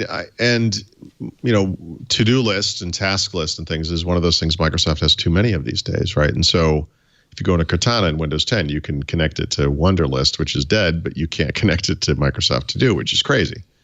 So one of the things they announced yesterday, it was not Windows 10 or Surface related, was that Microsoft To Do was coming to Outlook.com. When they first showed it, I thought they were looking at Outlook 2016 or 2019 or something, but it was actually Outlook.com, which makes tons of sense. By the way, that was confusing what they were showing at one point. Well, they say Outlook, right? Yep. The other thing it's coming to, this was not part of the announcement, but I saw this later in a blog post about 1809, is Microsoft To Do is also part of the new Skype client in Windows 10. So I think kind of plastering this thing everywhere, this is kind of what I was talking about. You have this one back end, and you have all these different clients. You shouldn't have different tasks engines. You should have one, and it kind of seems like they are heading toward that. Outlook.com has had a task or to-do location for a long time, but they're replacing it with Microsoft To Do, and that's exactly perfect. Yeah.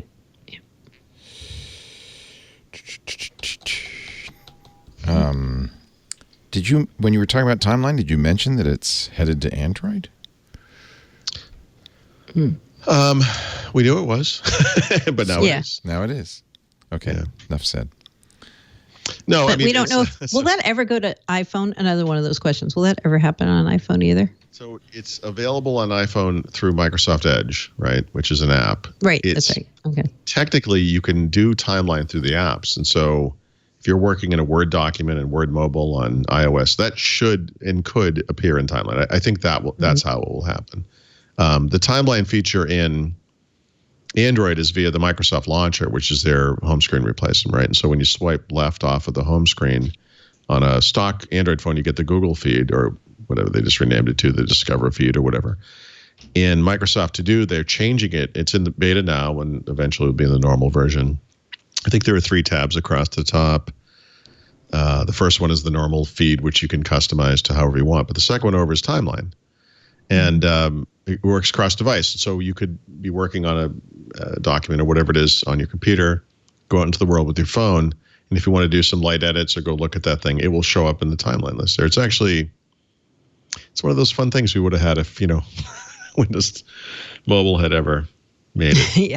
Yeah. But I guess you can get it on Android soon or in beta now if you use the Microsoft Launcher. Microsoft deprioritizes Office Mobile on Windows 10. Yeah, we made a quick reference to this earlier in the show, but at Ignite last week, Rich Woods from NeoWin was talking to some folks from Microsoft after a session, and he was asking them about the touch-first Office mobile apps for Windows. And the person he was talking to said, by the way, we're deprioritizing those. We're actually just going to keep doing new features for iOS and Android, the Office apps on iOS and Android, and we're not going to come out with new features for Office mobile on Windows. Which seems like, wait a minute, what? And they did. So they didn't say it's because we're going to do X, but Paul and I are both guessing it's because we're going to do a PWA version of Office that they're doing this, right? But they never said that. And you might say, okay, if you don't have a Windows phone, who cares about this? Well, if you have a small device with a screen size of 10.1 inches or under, like the Surface Go, you can run these Office mobile apps on there for free. So there are people who are doing this. Right. There are people who are doing that, and I was one of them, actually, because I was like, I can just put that on there, and that works great. And now it's like, oh, wait, but they're not going to have any more new features for that. They didn't say they're killing it, but I would guess that's the next step. Couple couple of things. So, with full Office, you have the problem that these are big applications, obviously. Yeah. And if you're running on a smaller device, whatever. This year, they are introducing the simplified ribbon. And honestly, that looks a lot like the UI of Office Mobile. And so I think that kind of crosses the simplicity gulf a little bit. Yeah. I can't help with the size thing too much, or the licensing thing, actually. But, there's that. I think that might play into it a little bit. And then just the general failure of UWP as a platform. They're putting desktop apps in the store. This suite of apps, the full apps, runs on S mode if you want to do that. It runs in Windows 10 on ARM if that's what you want. So it's basically globally available, right? If you want it. So, but you have to buy the subscription to get it, right?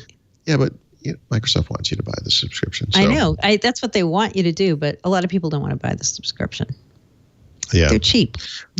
So how okay, but there's a very simple solution to this problem, right? Which is you just alter the Office 365 licensing a little bit, or the app licensing. If it can detect you're running on a small screen device, it should enable all the features on the full Office and just let you do it.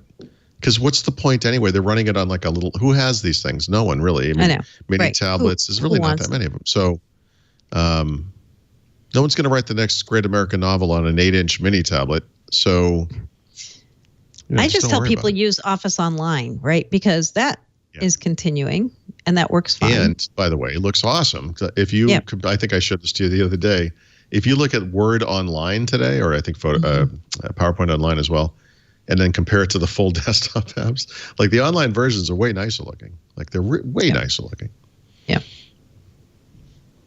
And that's kind of changed, but it was kind of shocking when I saw Rich tweet this. I was like, what? But then afterwards, I thought he was wrong. I'm like, this is not correct. Yeah, but he was right. Microsoft confirmed it. So Yep. There you go. Classic Skype. Yep.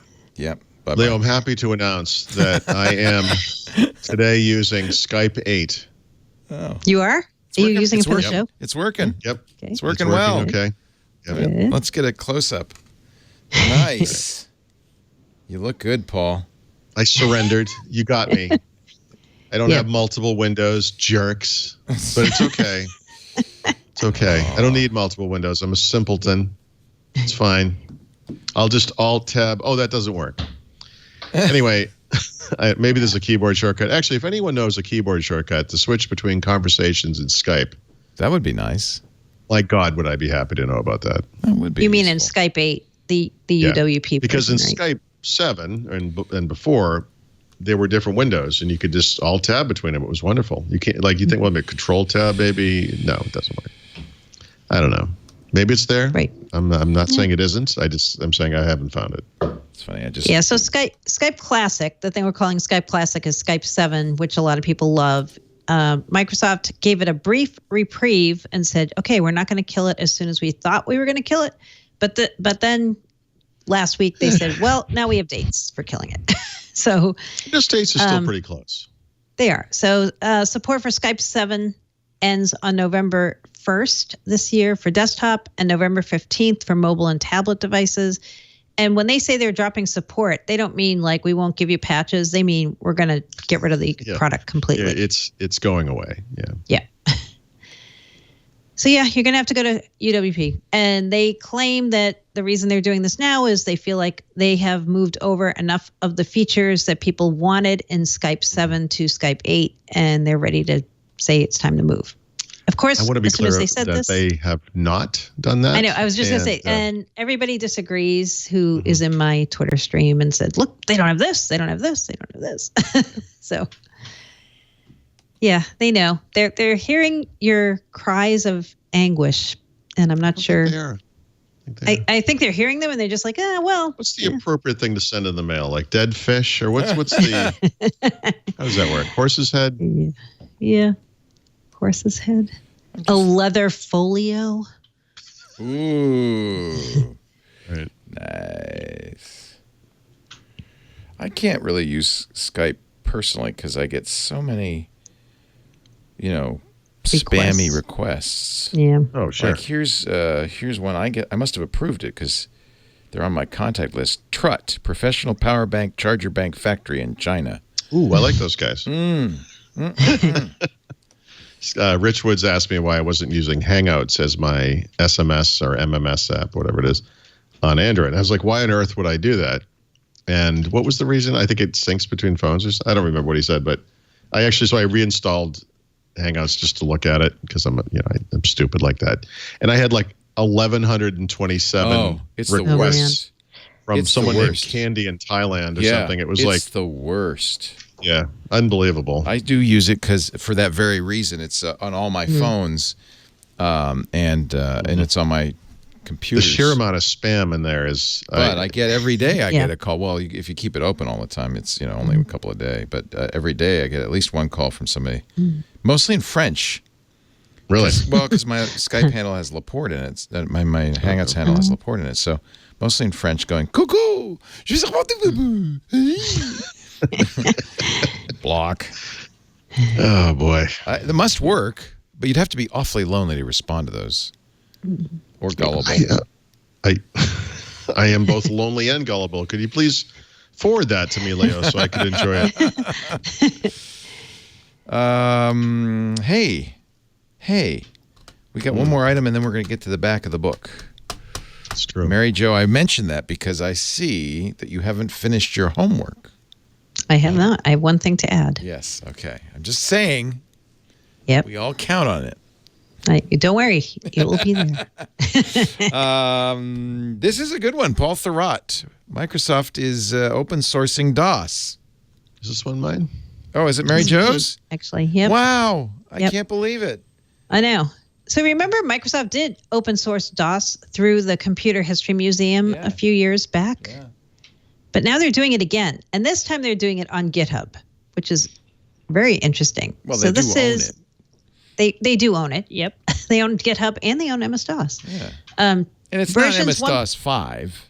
No, it's 1.25 and 2. No, it's not a modern version of MS-DOS. No. And, some people get really excited, like, oh, wow, this is going to be great. We can, do pull requests on this and stuff. I'm like, guys, no, that's not what's happening here, right? I'd like to commit bug fix from 1982. Yeah. So it's like the oldest version they have up. Is that like the first one where they actually power washed all the references to CPM 86 out of it? Or funny. How does that work? I don't know. What was that poor guy's name? The guy Gary that ripped Kildall. Yeah. Yep. Gary Kildall. Yeah. Oh, I'm sorry. I'm thinking of the guy. No, you're thinking of Seattle Computer Systems. Seattle Computer. Yeah, that guy. Yeah. Bill called him and said, we just need a DOS for internal purposes. I think it's like $1,200 maybe. Yeah, it shouldn't be expensive, right? Not telling him that IBM is knocking. Yeah. Let me tell you something though. Microsoft got their money's worth because they had to fix some stuff there. Oh yeah. Yeah. True. Yeah. Yeah. So they put this on GitHub because they said, it's just for reference and internal experimentation for people who want to kick around with the source code, but it's not for hey, now we can do something with open sourced MS-DOS. You're going to want to break out your latest copy of MASM 5.11, I believe is the last version. Is it assembly language? Let me look at it. It is all written in assembly language. Oh, neato. Yeah. Oh, this is actually fun. Yep. Steve Gibson will be digging into this. Actually, he will. I think, wasn't there? It's not, to be clear, open source. You can't compile it and sell it. No. And guys, can I fork this and do something with it? I'd like to fork it. Yeah, you can fork it. You can make the next Linux out of it. Let's see. Xenix memory calls for MS-DOS. Caution, the following routines. Yeah, it's assembly language, boy. This is nice, though. I mean, it's commented. Somebody's gone through it, obviously, and cleared out the swear words. Well, I said, I think there's been a power washing. And the Seattle DOS mentions. Mm-hmm. The literally identical system calls to CPM 86. Wow, this is fun. This is really really fun. Yeah, I like this. I'm going to be going through this. Command.asm. Yeah. I think students would be very interesting. Very interesting. You say ASM? Yeah. Yeah. I say asm. Everything I know how to say comes from reading, Leo. I don't know how to pronounce anything. I don't either. I mean, how many times have you heard somebody pronounce it? I know. Right. Literally, when you said that, it was the first time I even considered it. That there was a different, Yeah, Sem. It is MASM. I'll go with you on that. But But I think if it's .asm, it's assembly language. So it's SM. You get to see all that fun segment code to get around the 8086 memory management. Yeah. If IBM ver syscall. If IBM, right. If IBM if Lotus. If Lotus, do not run. If dir. I think we Lotus should. There's got to be some smoking guns in here. They can't have sanitized the whole thing. I know. I think there has to be. Although it's surprisingly, there's not much. I mean, it is really not complex. It's kind of cool. It's nicely done. You know what? I think this is this would be fascinating for somebody who's studying operating systems and x86 assembly language. Yeah. This is cool. Someone who was lonely and unsocial. Yeah. If you just want to spend time in your basement, there's nothing better. The Microsoft. God, I wish it was the 1980s again. Those were the days, weren't they, Paul? We didn't have to talk to people. Mom would make you a grilled cheese sandwich. Yeah. Screen. No, it's awesome. Mom, bring me a grilled cheese sandwich. I'm coding. I ripped my keyboard template again. I got to go to the back of Compute and order another one. Oh, those were coming up the back of the book, ladies and gentlemen. The tip of the week, app of the week, enterprise pick of the week, code name of the week, and if Mary Jo Foley gets to work, I'm almost done. The beer of the week. But first, the mortgage company of the week, of the year, of the last 8 years. Quicken Loans, #1 in customer satisfaction, according to J.D. Power, 8 years in a row. And as of last December, the #1 mortgage lender in the country in volume, number of loans. That's awesome. And, I think they go hand in hand. There's the guy they beat, the big bank, deserved to be taken down a notch or two, if you ask me. That's who we got our home mortgage from last time, Lisa and I, when we bought our house, now 5 years ago. Exactly. Today is the 5th anniversary of moving into our house and of our long nightmare, because we had applied for the loan in August, made an offer on the house in August. We thought, how long can this take? Fill out the big application, get the pay stubs, get the bank statements, do all that work. How long could this take? We're going on vacation in a month, but it's got to be done by then. Nope, went on vacation. We're on a cruise ship. We faxing materials back to the bank. Well, we need the pay stubs from 1982. It just went on and on and on. I've told this story before. We almost lost the house. The seller said, guys, I'm going to sell it to somebody else. What's going on? Rocket Mortgage, no trip to the bank, no long application, no going to the attic to get pay stubs, no calling the financial institutions for statements. No, they do it all. If you go to rocketmortgage.com/windows, you can get started right now. Just create an account. Then when you see something you like, you could start the power buying process. Here's how it works. Step 1, you answer a few simple questions. They'll check your credit. Boom. Within 10 minutes, in most cases, pre-qualified approval. That's it. You choose the rate, the loan, the down payment. You get what you need. Step 2, and this takes about 24 hours. Quicken Loans will verify your income, your assets, and your credit. No work on your part. They do it all for you. And you get verified approval. Now you've got a button on your Rocket Mortgage app that says print letter, or you can just show the seller.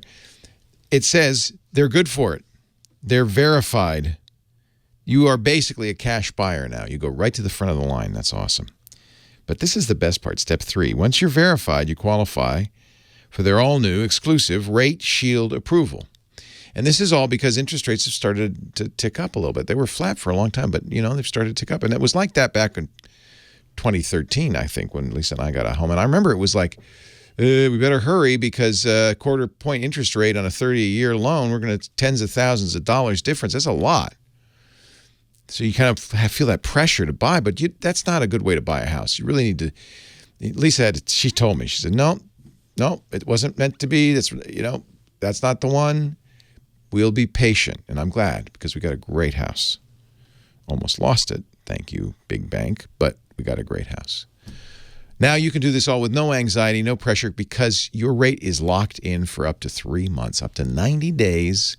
If the rates go up, and they probably will, yours won't. If the rates go down, they probably won't, but if the rates go down, yours go down. So you can't lose. It's a win either way. Rate Shield approval.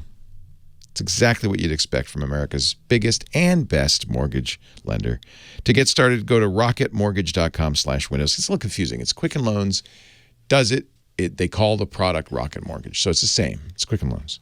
Rate Shield approval is only valid on certain 30-year purchase transactions. Additional conditions or exclusions may apply based on Quicken Loans data in comparison to public data records. Equal housing lender. Licensed in all 50 states and MLSconsumeraccess.org number 3030. rocketmortgage.com/windows. And we thank Rocket Mortgage and Quicken Loans for making Windows Weekly a reality. And now, Paul Thurrott.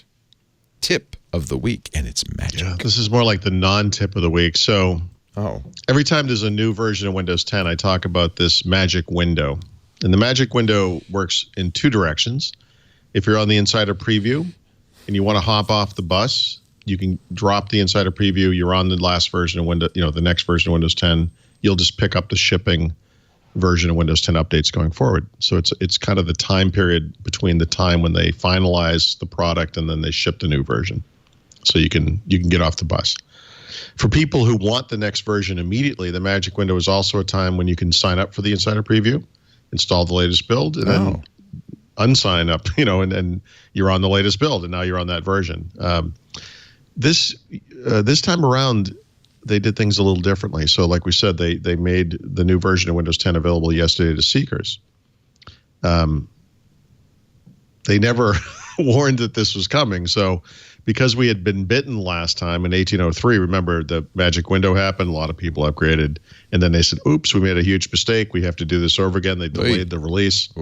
People had to go through this kind of painful process. I think I did it on, it was either 8 or 11 PCs, but you basically had to sign back up for Insider, reboot, install the new build, reboot, turn off Insider, reboot. It was just a terrible experience. So anyway, this morning I said, well, it's safe now. The new version's out. Sure. And then sometime in the next week or so, they'll release a new fast ring build and the magic window will close. Great. So I wrote this article up. Here's the thing. They released the new build today. So there's never been a one-day delta. It's a short window. Before. It's a short window. And so here's my advice. If you're listening to this and it's like Friday or Saturday, it's over. You already missed it. You're screwed. If it's Wednesday, if you're watching it live, or maybe Thursday, if you're lucky and you haven't used the computer, you can sign in, go to settings, go to the Windows Insider tab, disenroll, reboot, and you should be okay, hopefully. Don't look at Windows Update. It will screw everything up. But this window is very short, unfortunately. Sorry. So last time I screwed up. Well, Microsoft screwed up, but it screwed me up. This time I was being conservative about it because I didn't want that to happen again. And guess what? It screwed up anyway. So, yeah, I tried. So the magic window has been slammed shut on my fingers. Instantly. Yeah, like literally 24 hours later. It's like Lucy and the football. They got also, you. Mary Jo, I think we'll agree to this. They don't usually ship builds on Wednesdays. So normally the earliest they could possibly do this would be Friday. Am I wrong? No, usually they do drop builds on Wednesday right before Windows Weekly, right? I thought it was Tuesday and Friday. No. Sometimes Tuesday, sometimes Wednesday. Yeah. All right. Well, I was still surprised they did this today too. I was very surprised too. I'm like, oh, they're merging fast and skip ahead. Or somebody. Yeah. Usually there's some warning. Yeah. And they warn people in the post today if you're worried about this because you're like, wait, this is going to be really buggy at the beginning and I'm on the fast ring, you can always drop down to the slow ring, right? Yeah, but you can't. If once you've then you can't come back build, up, right? Well, you can, but you can't get out. Well, you can.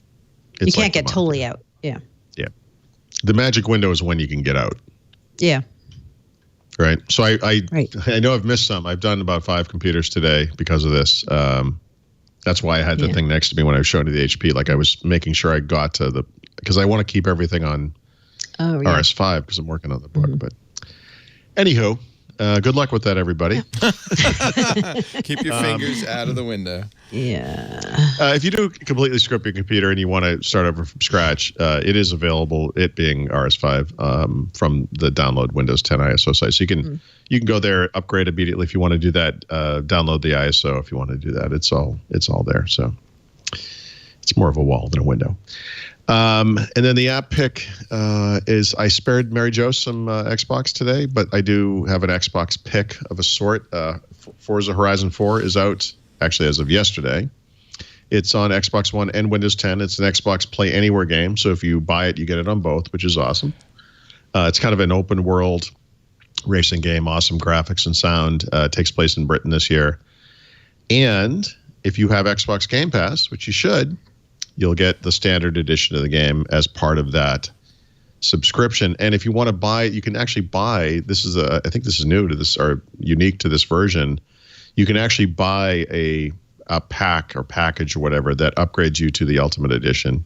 And if you're an Xbox Game Pass subscriber, I think you get, I don't know the exact figure, I think you get 10% or 15% off if you want to do that as well. So that's available now.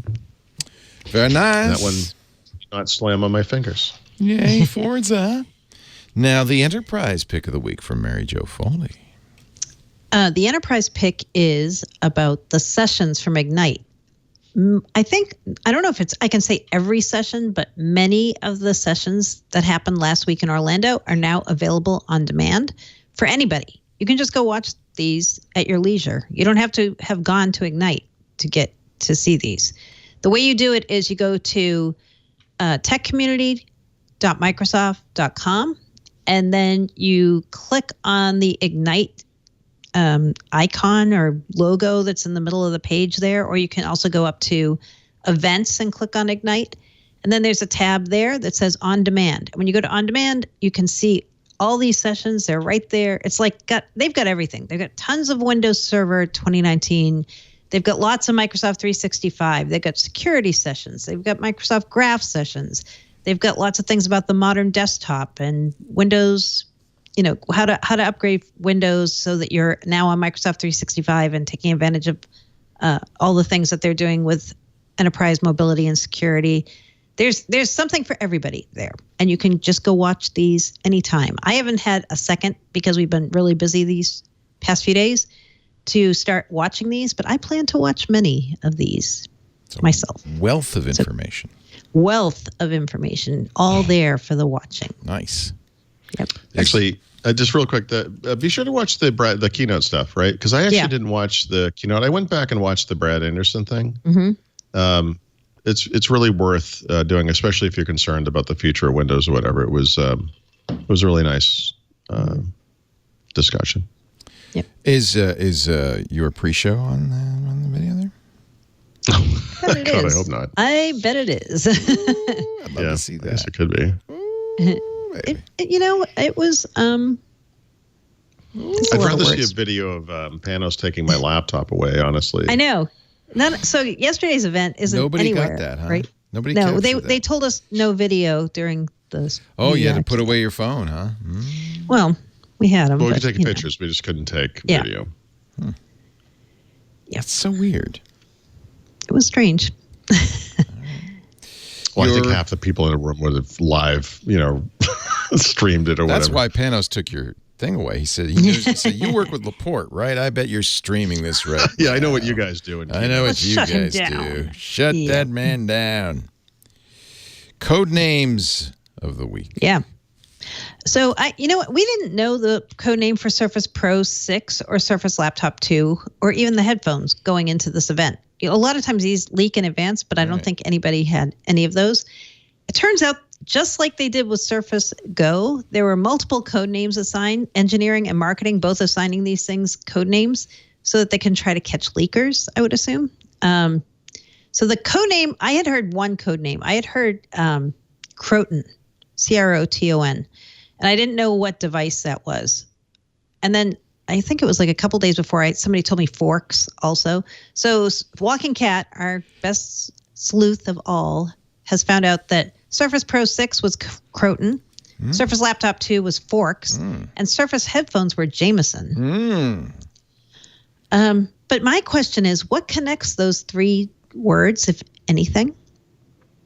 And so that's one set of code names. And then he also heard Cruise was Surface Pro 6, Caprock was Surface Studio 2, and Foxburg was Surface Laptop 2. So I think what you're seeing is one group of these are the marketing code names. One group is the engineering code names. I'm not sure which is which, but I don't really know what the connection is between any of these. Chat room, anybody? Anybody? Idea? Croton, Forks, and Jameson. I'm thinking they must be geographic. Me too. Landmarks. Like Croton, right? and in New York, there's Croton on Hudson. Right. But I'm like, what? They sound Forks? like rivers. They do sound like rivers. Yeah, maybe. And it's Jameson, but it's not spelled the same as the whiskey, so they're not whiskeys. Or is it spelled the same as the whiskey? I think it is. Oh, is it? Oh, maybe they're all whiskeys. You could just go enter it into the Google. I tried that. I tried Googling the three together and then just Forks and Croton, and I couldn't find any good connections. I'm like, I don't know. No, nothing. Yeah. It's a mystery. Anyway, it's a mystery, but those are some code names out there. If you just hear them in passing, when you're walking around the street, that's what they're talking about. I Googled it, and I got the phone number for Van Wyck Liquors in Croton on Hudson. You should call them with Google Hangouts. Let's do some beer, Mary Jo Foley. Let's do some beer. Okay. I haven't done a Lagunitas pick in a while. Our favorite. Just your around next door the neighbors. Corner. Yes. I just got to have this the other day. It's called Lagunitas 12th of Never. Oh, yeah. It's an ale. Yeah. And their names are great. Then their names are great. And what's good about this ale is it's light. It's 5.5%, but it still really tastes like a full flavored beer. There's like a lot of citrus stuff going on. There's a lot of tropical fruit going on. And for hop heads like me, there are some nice hops in this as well. So, yeah, if you see this anywhere, it's in cans. It's sometimes on tap. It's delicious. Yeah. And I'm just happy to see Lagunitas keep keeping on, basically. Keeping on. Yeah. I told Mary Jo this story, but we were in a bar in Allentown, and they had a little section at the top of the menu for local beers. And the top one was for a place called Jack's Abbey, which is in Framingham, Massachusetts. Yep. But on the list, it said Jack's Abbey, Framingham, PA. So I asked the bartender, I said, I'm curious. I've never heard of Framingham, Pennsylvania. Could you tell me where this is? And he's like, I've never heard of that either. I'm like, I think it's a little north of here. M.A. Yep. M.A. Yep. M.A. Definitely M.A. M.A. Well, go get yourself some 12th of Never. Yeah. Because it's a good brew. I like beer. Many of us do. I drink beer. I like eggs. Do you like beer? I like beer. We are now concluding this thrilling and gripping edition of Windows Weekly. And I want to thank you for being here, Mary Jo Foley. She's from allaboutmicrosoft.com and takes time out of her busy day to spend it here with me and Paul. And I know it's hard. I know it's not easy. What am I thinking? What are you thinking? We appreciate it. Thank you. You got to do something on a Wednesday afternoon. Yeah. Right. Thurrott, well, he's taking time off Call of Duty. I mean, that's a big deal. You have no idea. Paul is at he's at Thurrott.com. Unless he's moved. He's at Thurrott.com. All about Thurrott. All about Thurrott. That's it. That's the name of that's basically what the site is. No, it's all about Windows. And together they form the dynamic duo of Microsoft News. And every Wednesday we gather here at 11 a.m. Pacific, 2 p.m. Eastern, 1800 UTC to talk about Microsoft. I hope you will gather with us. You can watch live at twit.tv/live. You can join us in studio if you email tickets at twit.tv. You can download copies at twit.tv/ww. And if you have a mind to it, you can subscribe in your favorite podcast app, and you'll get a copy the minute it's available each and every Wednesday. Thank you so much, Paul. Thank you, Mary Jo. We'll see you next time on Windows Weekly. Bye-bye.